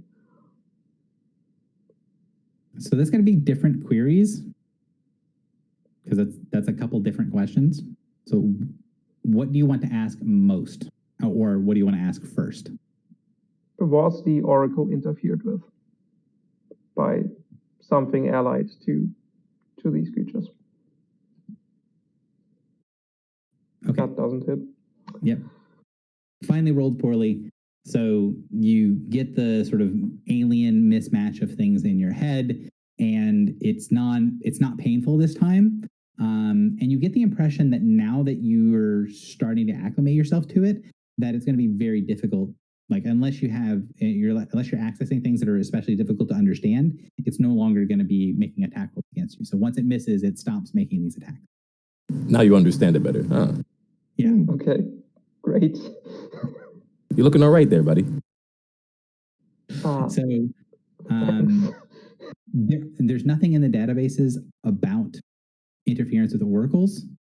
However, you can see the thing sends you back a bunch of weird coordinates of things of interference, and the timestamps on them are all very recent, like within the last, maybe week and a half, 2 weeks. They're all very recent.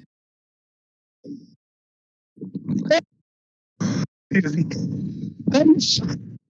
me. There seems to be some interference within the Discord. It's gone. Roslyn had to mute himself. He's good. Okay. Well, since I basically seem to have cracked the code now, like this is like a reasonable moment to like open the floor to the other party members. They could just like translate anything they would ask. What are these coordinates? What do they take to? So I will translate that. I presume you are going to warn me if it's going to make an attack roll versus me. Yeah. I will. Okay. So looking at the coordinates, they're coordinates all over. Like these are hundreds of different coordinates of different places located on different planes of existence. Mm-hmm. These are just little pockets of things all over the place. There are some places that there's some that are markings in the rings. There's several coordinates of recent activity and interference within the rings themselves. There's many of them that are on the planets. There are some in different planes of existence. They're all over the place. There's a vast network of very recent activity. And when you see sort of the interference, right, their operations, past like a couple of weeks ago, they were in a dormant mode for as long as the history goes back.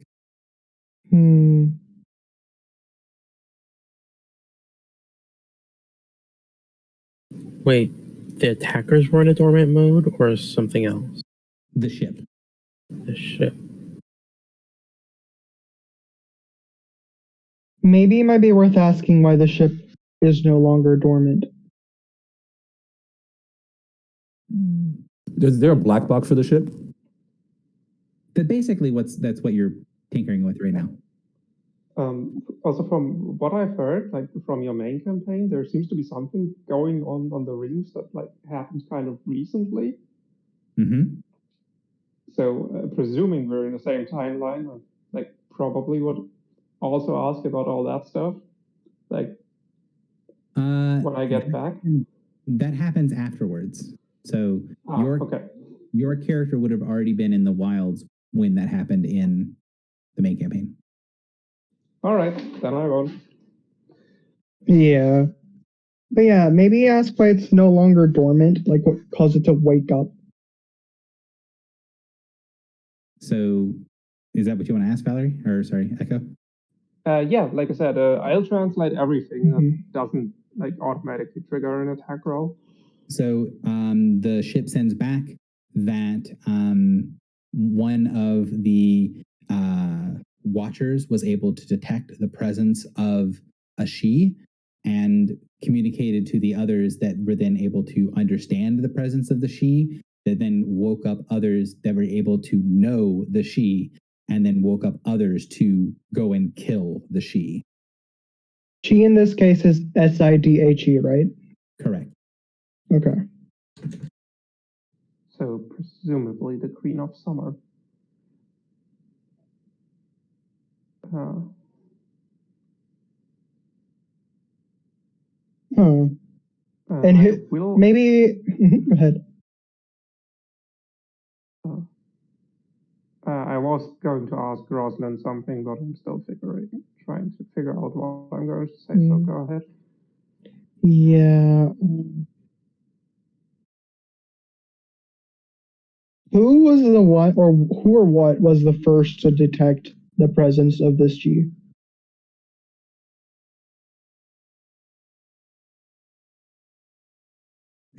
And are they in this facility?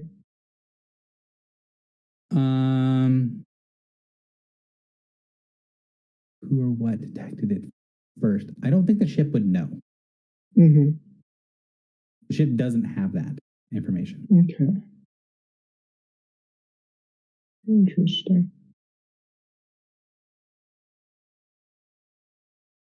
I was going to ask Rosalind if there would be like something that could have recently happened to the Queen of Summer that could have like triggered this event. Since Rosalind seems to have some knowledge of the Fae that Echo probably doesn't. From what Gamma, whatever our host said, like these people, the Queen of Summer has been thought dead for like millennia. Yeah, but some remnant of her seems to be stored within the vault. Possibly within a devil. Yeah. And something recently must have alerted these creatures. And I am wondering if it just took them that long to find out about it, or if something triggered it. Mm-hmm. So the DM was able to find my notes for this, because while it doesn't know, it can't communicate to you, hey, this is who the message come from. Like, it doesn't have a way of identifying who the message came from. It basically says an agent, but it does give you the message. And the message is, I am prisoner, the maiden is free, awaken, awaken. And then a second message almost immediately after it says, I am prisoner, the maiden is free, awaken, the bane lives again. Do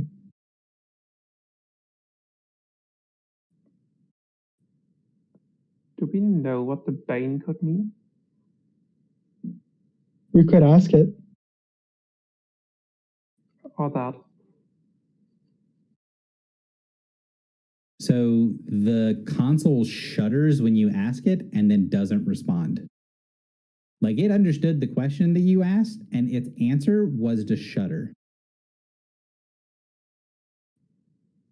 Like, whatever part of the ship that is living that you're able to interface with, it fears whatever it called the bane enough that it doesn't respond to you.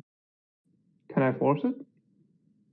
You don't. You just think it's afraid. Like, you get, rather than, hey, here's information, you ask, what is the bane? And you just get back a wave of fear from the ship. I see. Could you try to make it more afraid of you than of this bane? So that it, no. Please. Probably not. I suck at intimidation. I don't think I could do that. Eco pouts at it. Hmm. But from what I understand, whatever this ship or this creature fears might be something that is allied to us or the last Queen of Summer. Hmm. Could the maiden be a name for this she?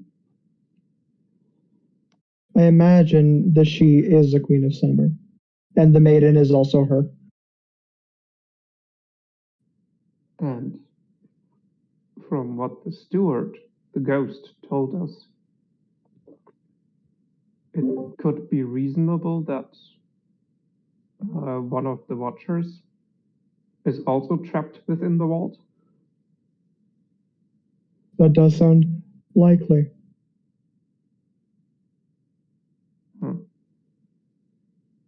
Okay, does anyone else have any We questions? should probably make sure that this sighting was in the vault, or if they need something else from the vault to kill her or something. So Like what? one question, Yeah. So real quick, I do want to check in with LeBron Mhm. and Rosalind and Bastion. I haven't heard you guys talking in a little while. Do you guys have things that you want to weigh in on? Because I know that Margot and Echo are getting into this little section, and I want to make sure that everyone still has a chance of being able to voice their stuff. So Bastion, do you have opinions? What are you thinking right now?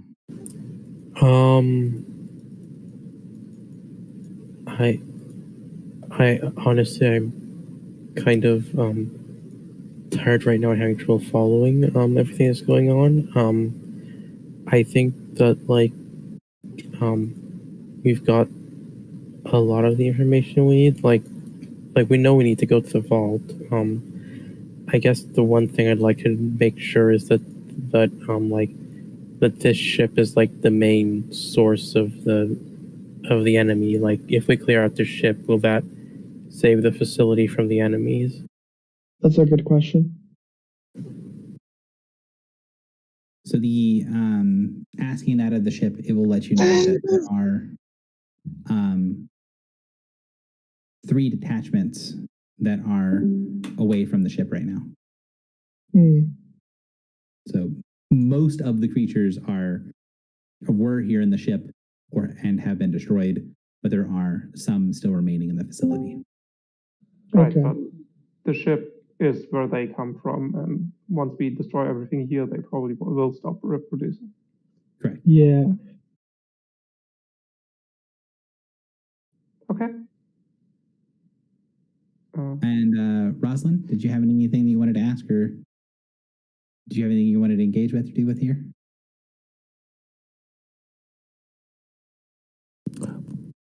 LeBron did want to know if we might be taking things a little bit too much at the face value, because LeBron is more right now. Maybe we should still try and go see everything that we can rather than just trying to accumulate the information, because the ship will give us all this information, but LeBron is nowhere near as trusting of it as somebody who can interface with it. So he's a little bit antsy, wants to get moving. Right. Yeah, there isn't anything I particularly would like to do here, so we can move on. Yeah. I have one more line of questioning, but I will wait to see if Rosalind has anything to add. I think Rosalind isn't here at the moment. Okay. She's muted. Rosalind, are you there? Because you've been muted for a bit. I don't know if he is in the Roll20. I'm gonna go reach my water bottle while you guys try and get Rosalind. I'll be back in a bit. All right. Actually, this is a pretty decent way in, especially we're going to be probably leaving the scene and going on to the next section. So let's go ahead and take a quick, say, 7-minute break. So we'll come back. Oh, I had a few questions I wanted to ask, but yeah, I could do that when we come back. Yeah. Yep. Yeah. All right. Sounds good. Have you heard from Rosalind?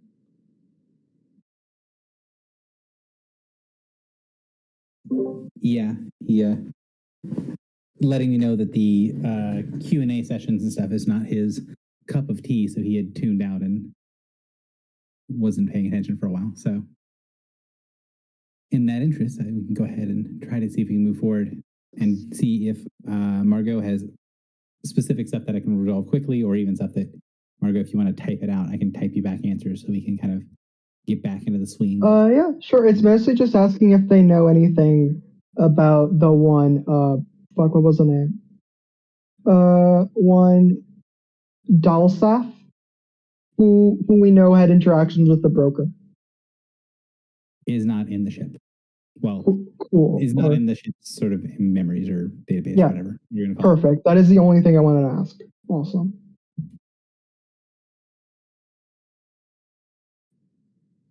Okay. There is this like brain thing in here, and we should probably get rid of that before we move on, and then we move on. Yeah. Okay. Also, to confirm, it said there were like 3 groups of things outside of the ship, right? Mm-hmm. Okay. I say we may send like 2 golems each to deal with those holdout groups, and have the remaining ones patrol the ship while we leave, or after we leave, to make sure they don't try and come back here or anything. So the ones that have been sent out have been sent to the vault. Oh, okay. So there are 3 groups of them that are out, and they are at the vaults. Well, in the area near the vaults, I guess is a better way to say it. Right.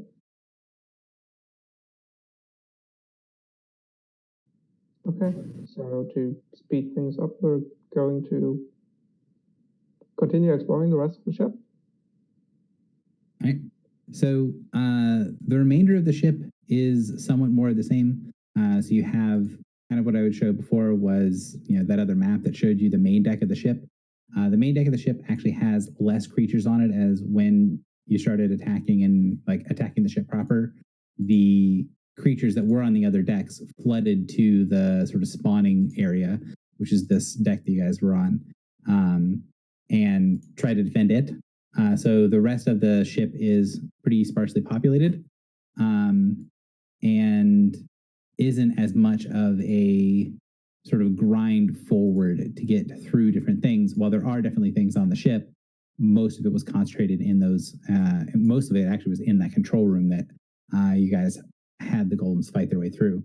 So the rest of the ship gets cleared out in short order. And while the ship is definitely too damaged to fly anytime soon, you guys get the impression that it's not permanently out of commission. It's out of commission for a pretty significant amount of time, and the golems could probably make it permanently out of commission. But it is just severely damaged. It's not like irreparable. Significant as in decades or weeks? Depending on the amount of energy, the amount of stuff you put into it, could be anywhere between those 2 numbers. The amount of stuff we put in it? The amount of effort. So, like one dude with a plucky can-do attitude and a toolbox, it's going to take him decades. Like an entire work team that has access to magical rituals that will, like, straight up make whole big sections of the ship, that's going to take them significantly less time. Okay, but we don't have that team, right? Correct. Okay. Then I think we're done here. So, I guess we just order the golems to, like, make sure, like, the parasites don't come back here, keep this place clear, stop any from spawning. do you take any of the golems with you when you guys head to the vaults? So, considering what we want to do at the vaults, it might not be a good idea to take them with us. We might not want to go to the vaults immediately either way, because if we do, we're just going to be killed by the defenses, from what we know. Unless we want to send Bastion in alone to look through it. Even then, Bastion might have Farsi been blown up. Yes. I am not entirely confident in my ability to survive without these plant parts. Cool. In that case, I have an idea that might get the guy to open it up for us, the steward. It might not work, but it's worth a shot. The steward was pretty clear that he could not open it up. He could not open it up with their security clearance. Well, he said for the vault stuff, he just can't access it. It's obscured. Including the defense mechanisms? Yes. Okay. The stuff where he was like, I don't understand why you need this as security is when you asked about what the contents of the vault was. Right. The thing that he gave you I don't know why security needs to know what's in there. Okay. And I will say that you guys know from, the experience with these creatures that they're definitely organic. So if there are some of them in the area of the vault, there has to be at least some areas of the vault that organically around. Right. Yeah, then we can probably just go check it out. Seems like the vault is the key to something. I can barely hear you, Rosalind. I heard the key to something and nothing else. I was saying, since that seems to be the key to whatever they're looking for, seems to be the key whatever Koga's looking for. Why not?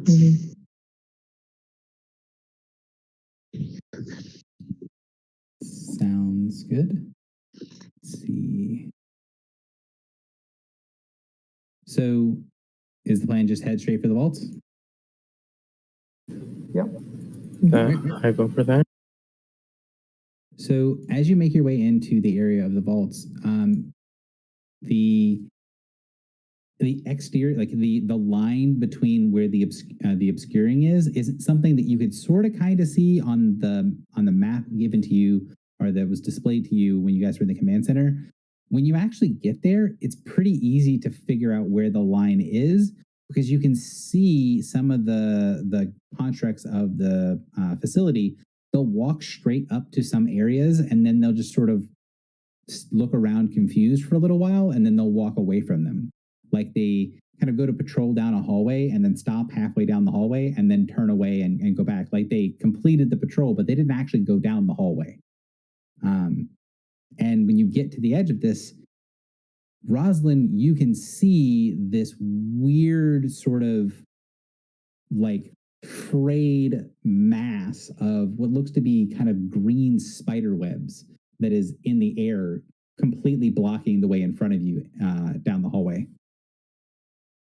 All right. She's going to take a closer look at it, kind of make the light coming out of sword kind of brighten a little bit, like a flashlight looking over it. The whatever that green spiderwebby stuff is doesn't seem to interact with the light. Having the light there doesn't seem to be able to make you see it any more or any less. You all see Rosalind holding up a weapon and looking at something that doesn't seem to be in front of you guys either. It looks like, because so I think we're going to have to take a different way. It's blocked by this weird stuff. We could send a golem into there and see what happens. We have enough of them. I think we left the golems behind the ship. Yeah. Oh, we didn't. And didn't you just say that only Rosalind can see this stuff? Yeah. Although Rosalind doesn't know that until she brings it up, but she would bring it up. So And other people would be like, he did bring it up. And so what do you guys say to that? Well, can you describe this stuff? Yes. It's green spider webs. She picks up, I don't know, a random bit of rubble that's around. I assume there is some of that around with how to state everything and tosses it at the thing. It passes through and doesn't seem to do anything. Oh,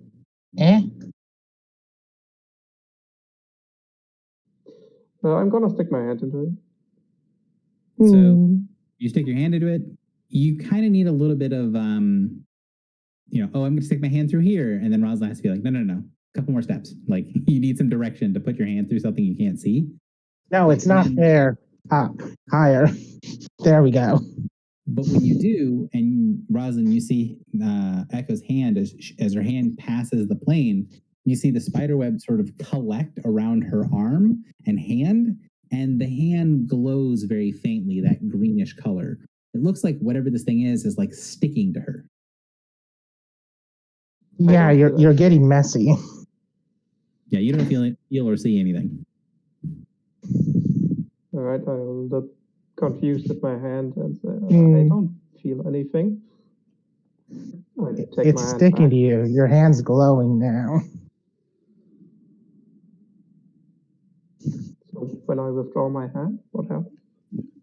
It stays stuck to you. Think of like a cartoon radioactive, like kryptonite green spider web. That's what this thing looks like. And when she put her hand through it, it stayed connected to her hand. All right. Rosalind, do you Rosalind describe takes that your to me? sword and slashes through the web. And when you do, some of the pieces of web stick to your sword and then slowly go down the blade and into your hand. Oh gosh. Her hand flashes. She tries to burn it off using a bit of radiant energy. It doesn't seem to do anything. It doesn't react very well. Like it doesn't react to the radiant energy, but it doesn't also seem to be harming you. It's just, and when you're watching it, with it being sort of a less direct contact, you think it's sinking into your skin very slowly and kind of maybe drying up or sinking in. You're not sure. Okay. So cutting it doesn't work. Touching it seems to make it stick to you. And I seem the only one who can see it. Well, is it dangerous? Do you know anything about it? If I knew anything about it, is there any way around it? Seems to be blocking the whole hallway. All right. In that case, Rosalind's going to sigh and go, all right, this is the only way forward to the vault? It's the most direct way. You might be able to see if there's another way to get down here, but this is sort of following the main path. Well, all right. I think we should push forward then. All right, if you say so. Oh gosh, I think I'm crazy. And I will make sure my armor is closed and head in there. So as you guys walk down the hallway, this looks like the same sort of degraded, broken down hallways that you guys have been passing through now for hours.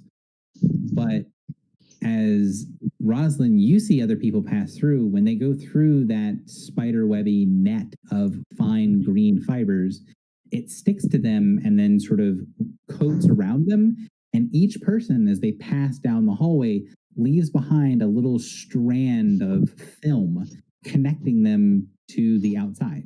So there's like one little line, almost like a spider dangling on one little piece of web that's like slowly spindling out from behind the person that goes all the way to the edge of whatever this is. All right.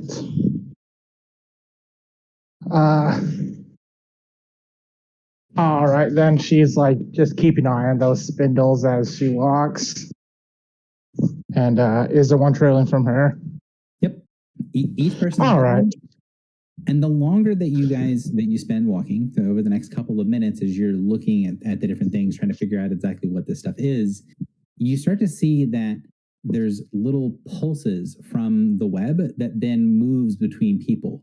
So Echo will pulse, then Margot, then LeBron, then Rosalind, then Bastion. And it's not in the same order every time, but it's almost like these little pulses are like maybe flash, like communicating to each other, as there is this weird sort of connected web around you all that is connecting all of you, but there are these tiny strands that are connecting all the way back to to that hallway you entered.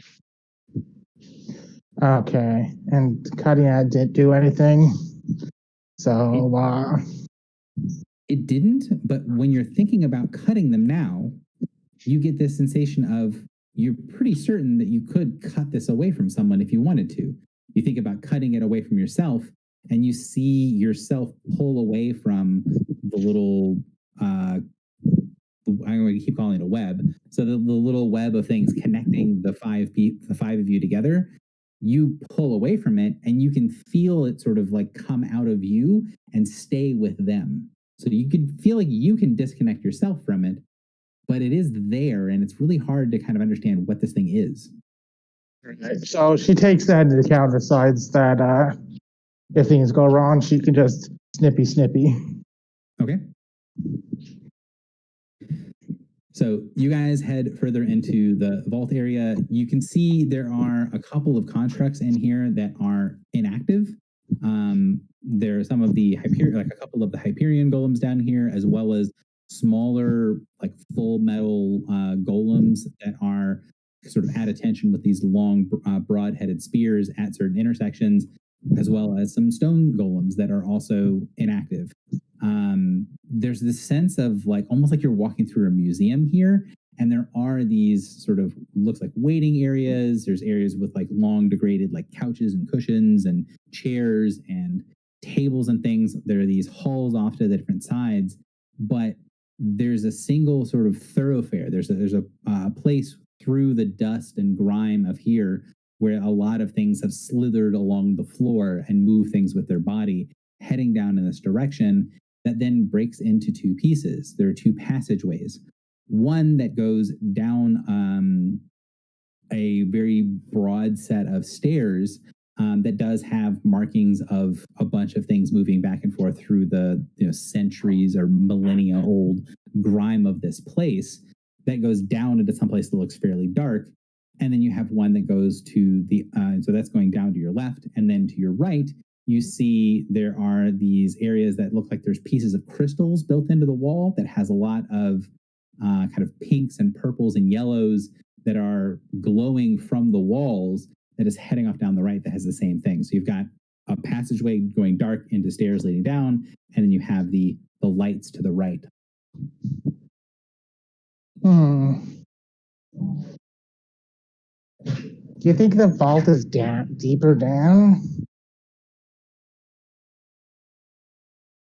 Rosalind, when you stop there and you look at both sides, do you think, and you kind of think, is the vault deeper down? You see that web as you guys all stop moving at the intersection. It doesn't change that much, but it kind of bows, like it bends in the direction towards that room of lights.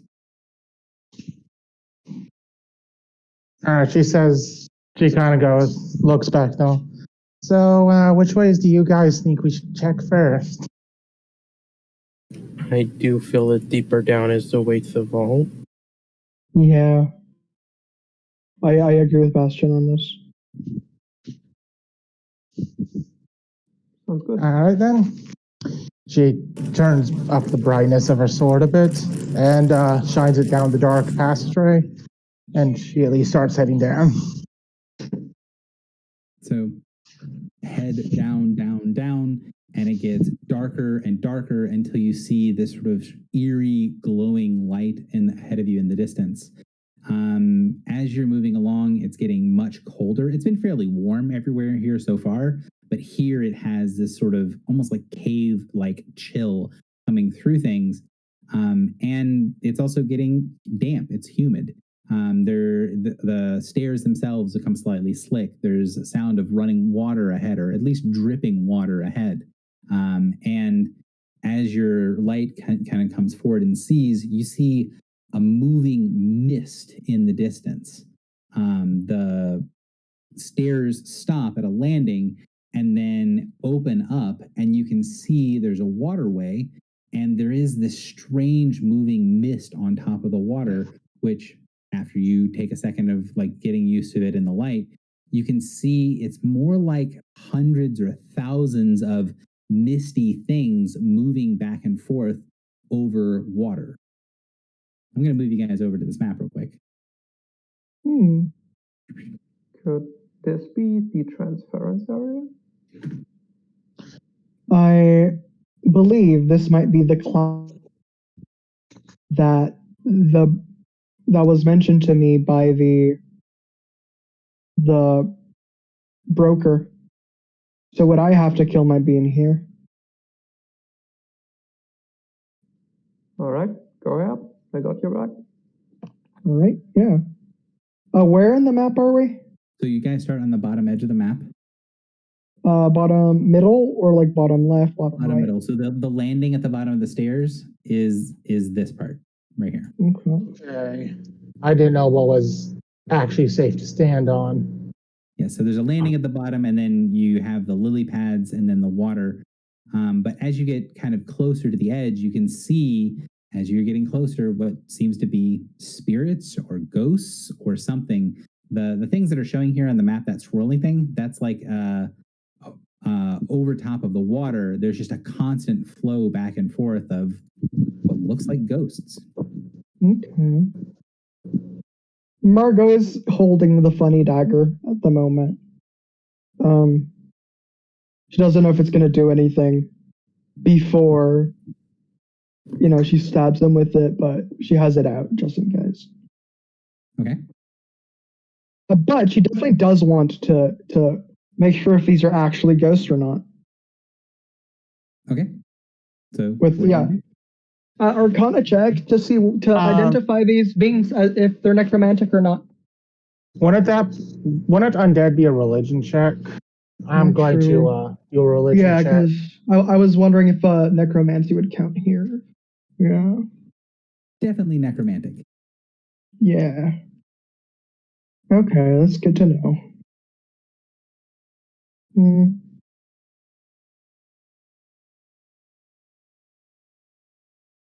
Trying to pull this thing up real quick. For some reason, I hate these stupid. Hang on.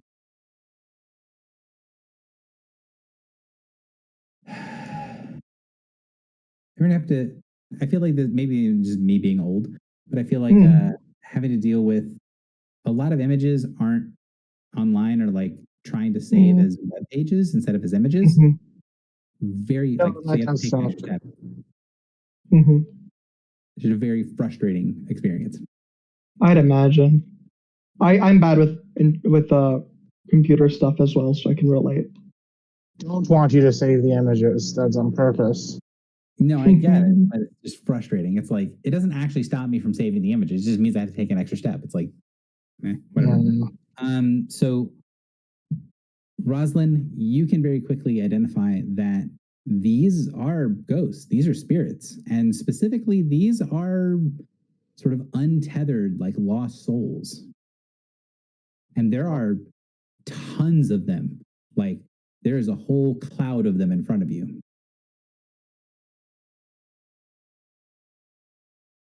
And Margot,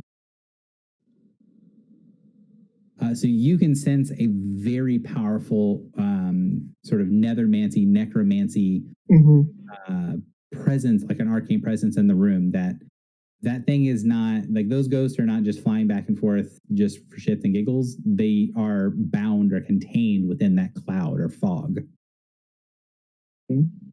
Whatever wants these ghosts to be in here is inside that fog. I will be stepping in. Will you all follow? Yes. See why not? What was that? I don't see why not. All right. Very So well. Margot would take the lead. Okay. But would tell everybody to like stay close because we might get lost in the fog. So Yeah, I guess we just stay in formation until combat triggers. If it triggers. yeah. She would also say like there is something keeping the ghost here, so we have to find what that is. So, Margot, as you kind of hop onto the big lily pad, so Echo and Bastion, you guys are in water right now. You need to take a step back real quick. Actually, Echo wouldn't be in water if they were there. But Margot did say they wanted to go first, and I wanted to let her know this before Echo goes out there. When you jump forward and kind of land on the pad and the wave of ghosts goes through you, you're familiar enough with these type of effects that you know it's not affecting you because you're undead. You know if a living creature was to step into that river, it's going to do a lot of damage and probably kill them. Into the water, you mean, right? No, into the cloud, into the thing that's above the water. Oh, okay. Yeah. Oh, is it possible for us to cross the river without entering the cloud? Yeah, she would turn around immediately as she notices this and says, "Do not come into the fog. You will die immediately. Trust me. If there's another way through, try and find it. I will keep looking."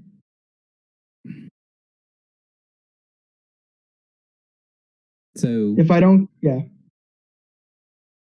So standing in here and feeling this, like the fog around you, to get in for perspective of what this guys looks like, of what this looks like, you guys can't see more than about 4 or 5 squares into the fog of ghosts, and there is water down there, but there's no space between the top of the water and the bottom of the cloud, and it's just this massive wall of swarming ghosts.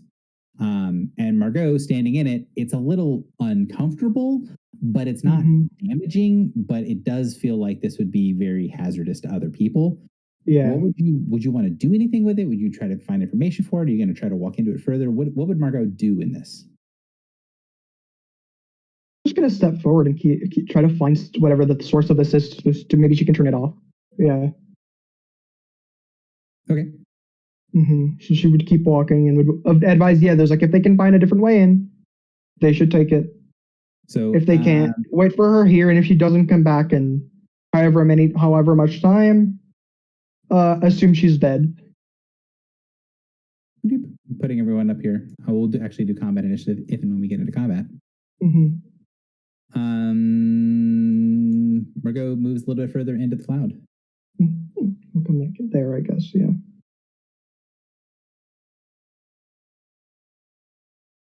All right. So she gets basically the edge of your all's vision. Bastion, what are you doing as you see this sort of wall of souls in front of you?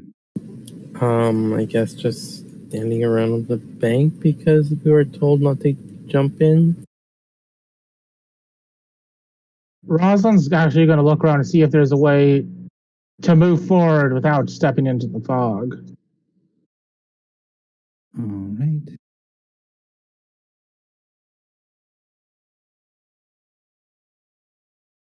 So the answer to the question of the strands is yes, you can still see them. And when Margot is passing out of sight, when she's not able to be seen through the fog, you can still see that green light through the fog, even when you can't see her. That your perception is actually really good. Yeah, I am Wiz Primary. Yeah, Wiz Primary trained and rolled very well. So you can see that there is something on the bank over here next to one of these huge crystals. And it's sitting on the bank. It's difficult to see because there's enough souls here that like it basically has total concealment. But the other thing is it's not like a continuous wall. It's just a bunch of creatures moving back and forth, or a bunch of ghosts moving back and forth. So using your perception, you'd be able to look through and see in an opening to be able to see that there's some sort of figure that's sitting over here on the bank beneath one of these big crystals. There's something over to the to the west on the bank. Margot like turns over and offers like a thumbs up and calls out she'll go that way. And thanks you. Echo, anything you're doing here? I don't really see like anything. Like, I mean, I could check like my sensors with the blind side too, but I don't imagine that would do too much. So yeah, just pass. Okay. What's LeBron doing as Margot is scouting into the cloud?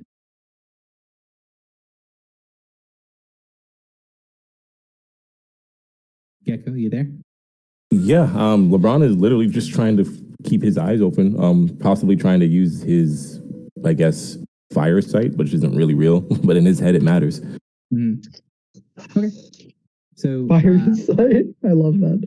Margot, you move over across the lily, and then once you get to about here, you can see there is a creature sitting in the water. Well, not sitting in the water. He's sitting on the bank with his legs in the water. And I'll show the rest of the group when they see him. But since you're the only one to get to him right now, whoa, that's not what I wanted to do.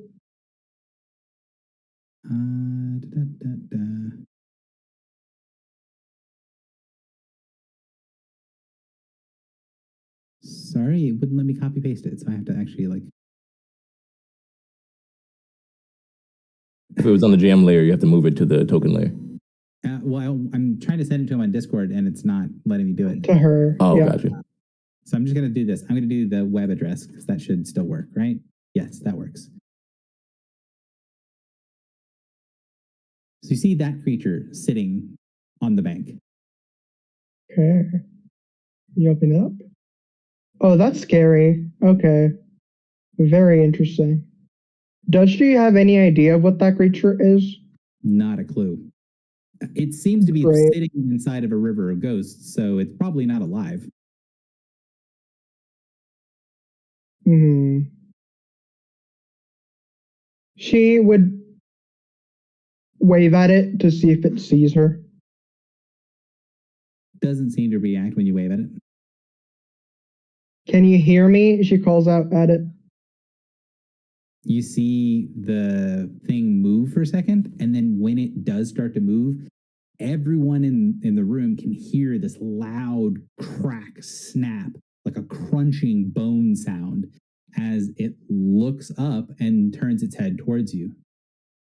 Ah, visitors, how rude of me. Yes, give me a moment. You hear another cracking and loud sound as it stands up and stretches for a moment. And he's about 11 feet tall, but Oh, he's damn. super wiry. So his legs are sort of awkwardly long. His arms are kind of awkwardly long. His fingers are long and skeletal. And he, stretches for a second, and then he steps on top of the water and just walks across the water towards you.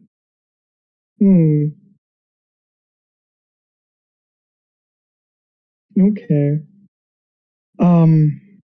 I think she knows well enough that this thing is probably dangerous. And she knows that when facing a dangerous creature or person or whatever, you kind of want to like inflate their ego, play along until you get the chance to stab them in the back if necessary. So she smiles politely and offers a curtsy and says, "It's a pleasure to meet you. I am Margot Turi of one of the Turi Court of the Vampires." Ah, and such a pleasure it is to meet you. I am Herkotor. I am manager of these places, a worker of ledgers and simple things. You see a little bit of a glint in the skull, and then it looks over towards the banks. Ah, you have others. Are you looking to deposit, or are you looking to make a withdrawal? As the creature continues to move, it then kind of changes trajectory to no longer be walking straight at you, but it seems to be working to move to the edge of the fog between you all. So now on the token, so you guys can see what this thing looks like. Margot would follow it. What did it say its name was? It's Herkotor. So I typed it out for you guys. Okay, thank you.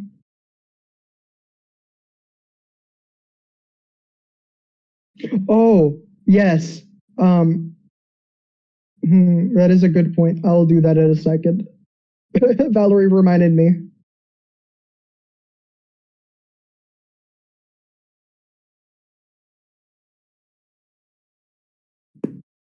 So the creature kind of walks to where it can see everyone else, and it's still making that awkward sort of bone cracking sound whenever it moves. I think of like popping old joints just every time it moves even a little bit. Interesting. Yeah, while Margot walks with it, she would ask it, so you said your name, what did you, I apologize, but what did you say your name was? My ears are getting faulty with all the action I've been seeing here. Lots of loud noises and fighting outside. It's quite unsightly. It is very unsightly. I apologize. I'm Herkotor. I am the manager here. The manager. I need to know whether you are here to make withdrawals or deposits. Yes. I myself was not explained too well how this place functions. I believe I might be in the of a withdrawal, but I need to ask first. Some questions, that is. 2 of them, to be exact. The first, do you know if a certain Queen of Summer may reside here? The least Queen of Summer. My humblest apologies, young master. I do not have any immortals upon my ledgers. That would not be proper. All peoples contained here within, he gestures vaguely to the cloud around him, are Sealy approved mortals whose souls can be bound and traded as per the rules and regulations of the vaults. Yes. Goes, I knew it. That's what currency is. So this coin here, it's got souls. That coin in it? has souls in it. Yep. Hell yeah. Yes, that was one of the ideas I had for what it might hold and what currency might be. Yes. Very well. So he continues to walk along with you and Mhm. basically gets to the edge of the fog. And he's just standing on the water. He's wearing this the picture is actually pretty decent about it. Like he's wearing the suit. He is actually wearing gloves on both hands. He doesn't have the little spinning man on the wheel. He has long black gloves with white fingertips on them. The only thing that he's not wearing that kind of makes the suit part look a little strange is that he's not wearing any shoes. He just has these really broad skeletal feet. Interesting. Yeah. Yeah, as we get to the rest of the group, Margot gestures at them and says, "Could you introduce yourself to my friends and allies here, please, Mr. Manager?" So with a snap, a crackle, and he bows and says, "I am Hercator, and it is a pleasure to meet you. Living masters are rare in these parts, although I guess visitors of all sorts are rare on these parts. What is it the vault can do for you today?" He didn't have any reaction to the triple name thing at all.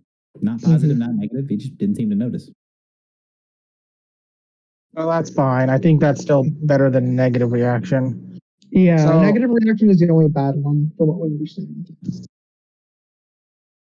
So Rosen goes, so this is the vault, correct?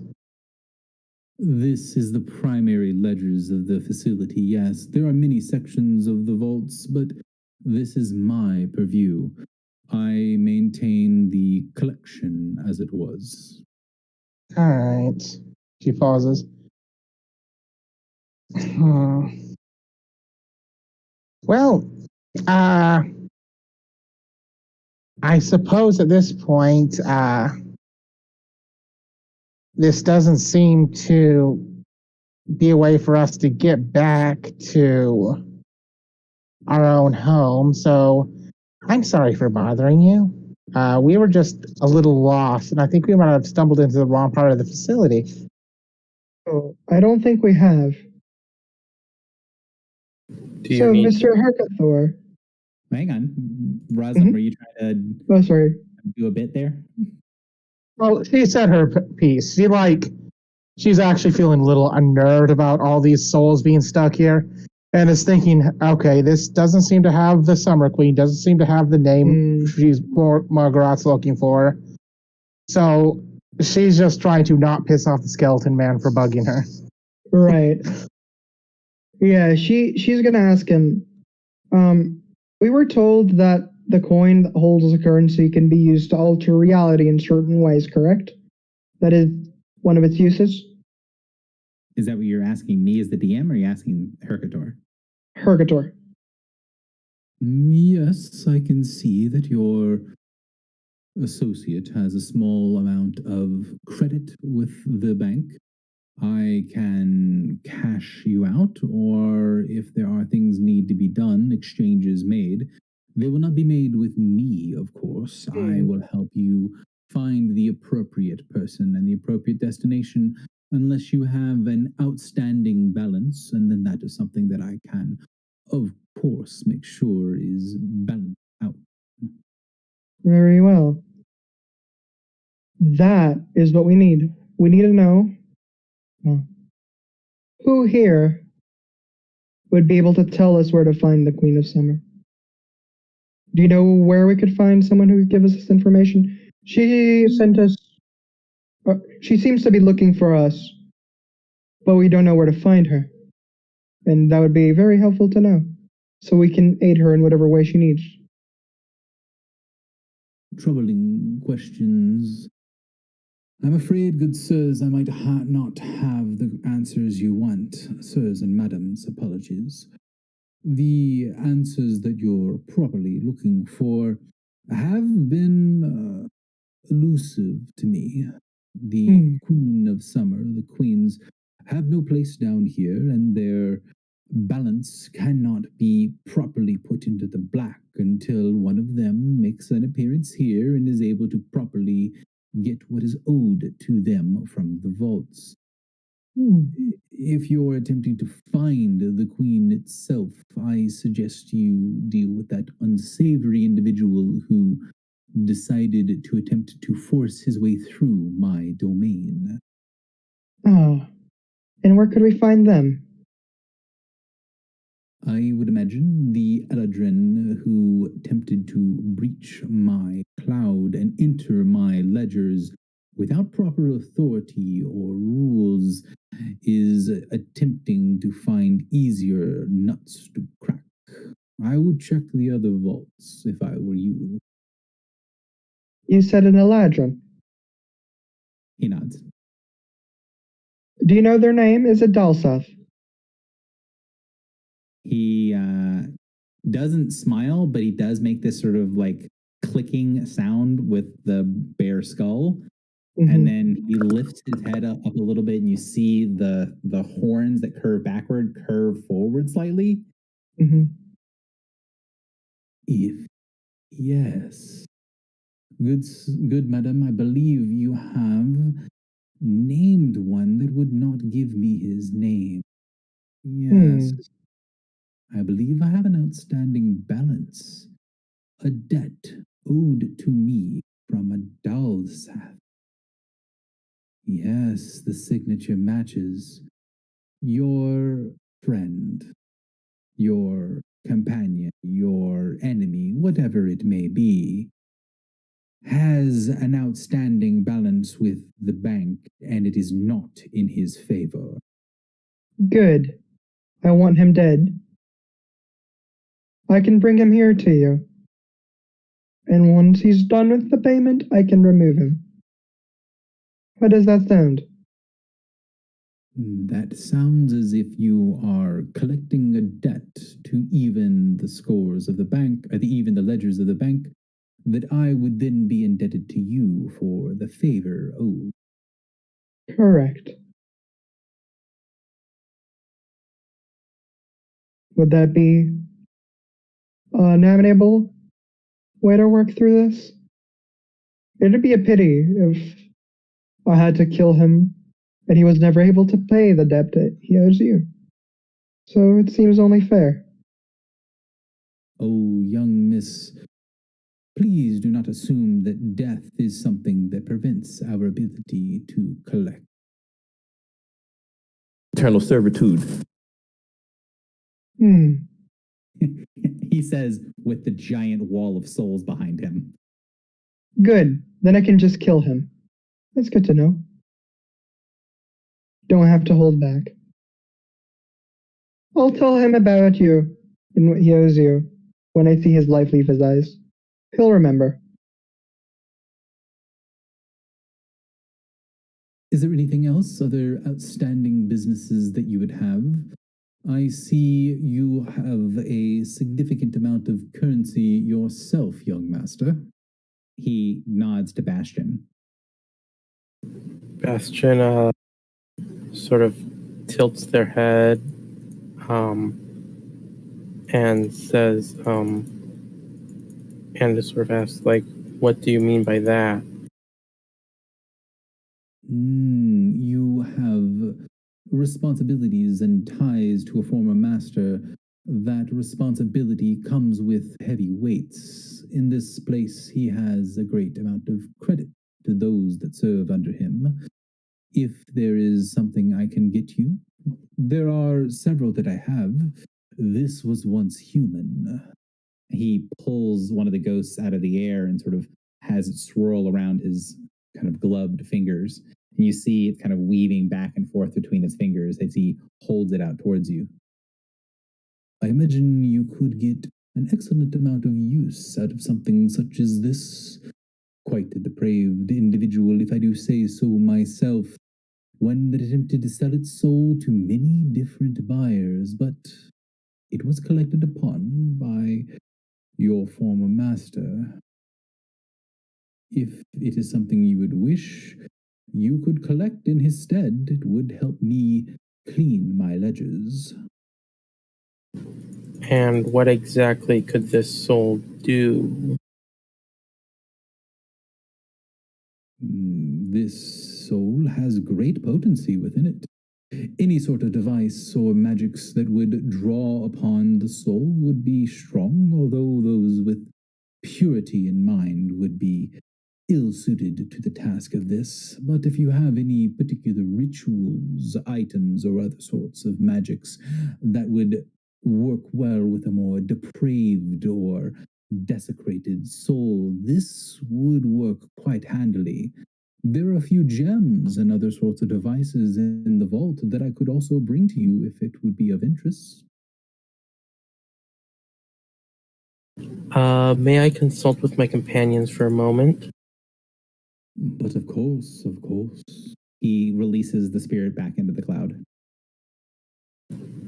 So Bastion will primarily turn towards Margot, but like also like glance at the others and like sort of let her know that like they don't really know anything about necromancy or like if taking this soul would be a good idea. Well, necromancy is really just the basis of all restoration, so I feel myself to be a little learned on this fact.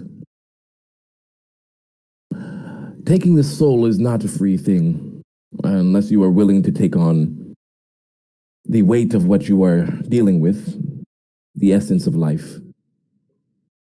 It will not really be worth your time.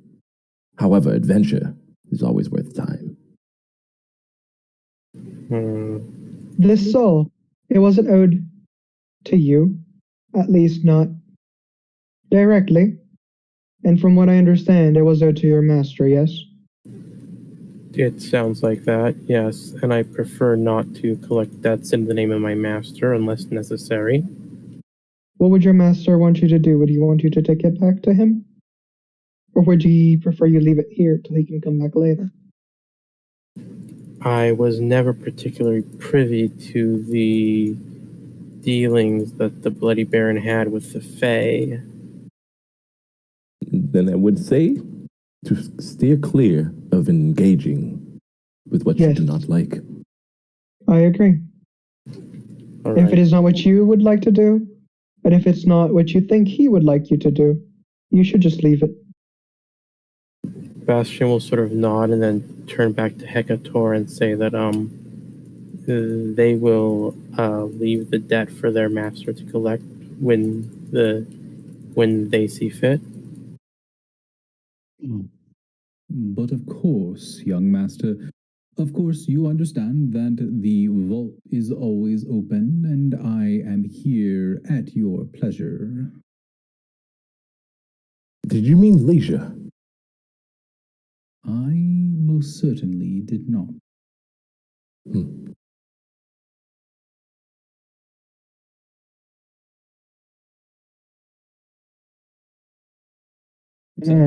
So we're done here? I was going to say, sounds like it. Yeah, we should go find this other guy. Yeah, to be clear, you've agreed to bring Dalseth to him. Yes. Okay. Alive, most, if possible, yes. Yeah, but he also made it clear that it doesn't really matter if it's dead or alive. Yeah. So there's only real two paths from the way that you guys have gone. And the second path leads to the Chamber of Lights. Yeah, I do think that's probably the next spot to check. Yeah. When we return, do the webs that Rosalind can see, like Yeah, Yeah, Rosalind going down. wonders, like, since the Thane had been pointing towards that lighter path, she's kind of wondering what's going to happen next. yeah. So the question that I was going to ask was, do the webs just like retract back, so they like have the shortest distance to the entrance, or do they go down and back up again? The first one. So it's only as long as it needs to be to kind of go the shortest path from wherever you are to potentially where it was connected to at the very beginning. So as you start walking down the area with the lights, the area opens up, and this part looks kind of has that sort of ancient, grandiose feel.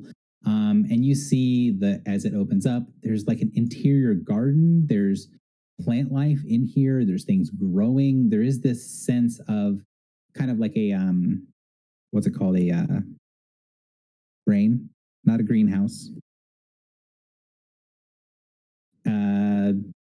Why is it not working? Conservatory? No. What's it called when you have like a garden inside? Botanical? Oh, Atrium? I know what you mean. Yeah. Yes. So it's like a botanical atrium. Mhm. And it's decently large. And then you see on the far side of the atrium, there is this huge circular platform that's lifted up about 20 feet off of the crystal path that you're walking down. And on top of that, there is a ring on this circular path ahead of you. There's a ring of what look to be ritual sconces or something. None of them are lit, but there's trees and stuff that's kind of grown up and around it. And at the very back, you see this bridge or this sort of walkway extending out into this device, this what kind of looks like a pool of water at first glance, but then you can see the water is extra vibrant blue. And for those of you guys that can detect Arcana or detect primal power, it rapidly oscillates between being primal and being arcane. You've seen this liquid before. You saw it in the broker's chamber. And that pool ahead of you is pulsing with more power than you saw in the entire broker's chamber, everything combined. Oh shit.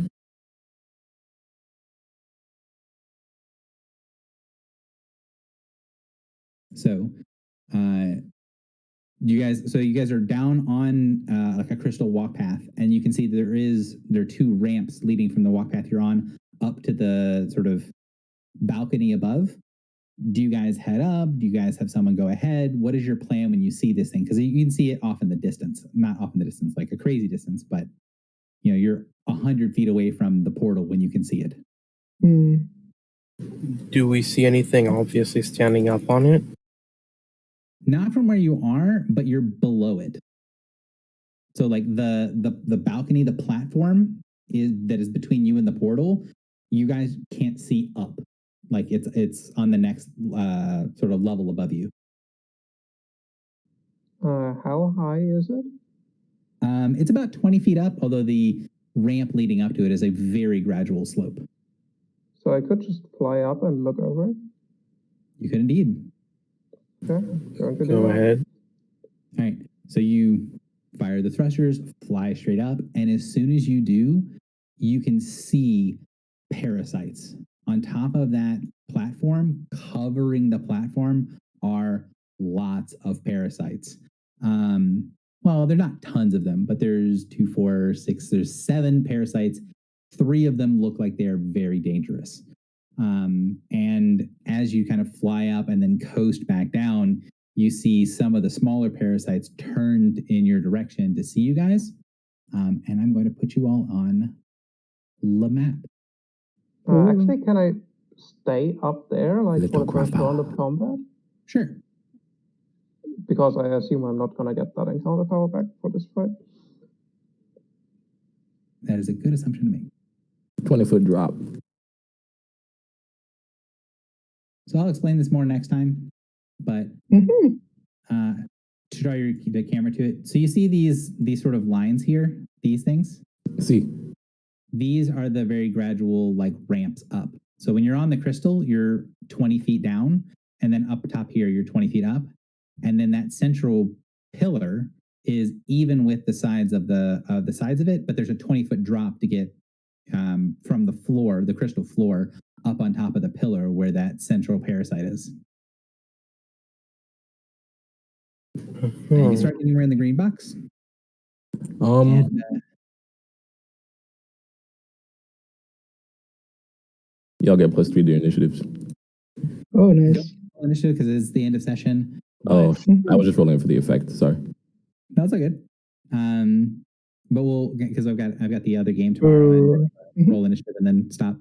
So we'll do all the stuff. I will give you Echo. I will give you the abilities of all the creatures that you can see. So because as soon as you see them, you know them really well. That's sort of the advantage of it. And for those of you guys where this last section has dragged on significantly as you guys avoided combats and then bypassed several combats, I will let you know that at bare minimum, next session is going to be very combat heavy.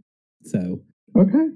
next session we'll have a lot of knuckles and jawbones and rolling of dice, whereas this session is Awesome. All right. Rolling of jawbones in a different way.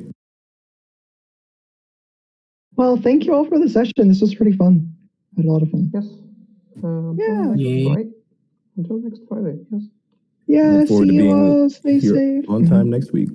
Yeah. Nice. Yeah.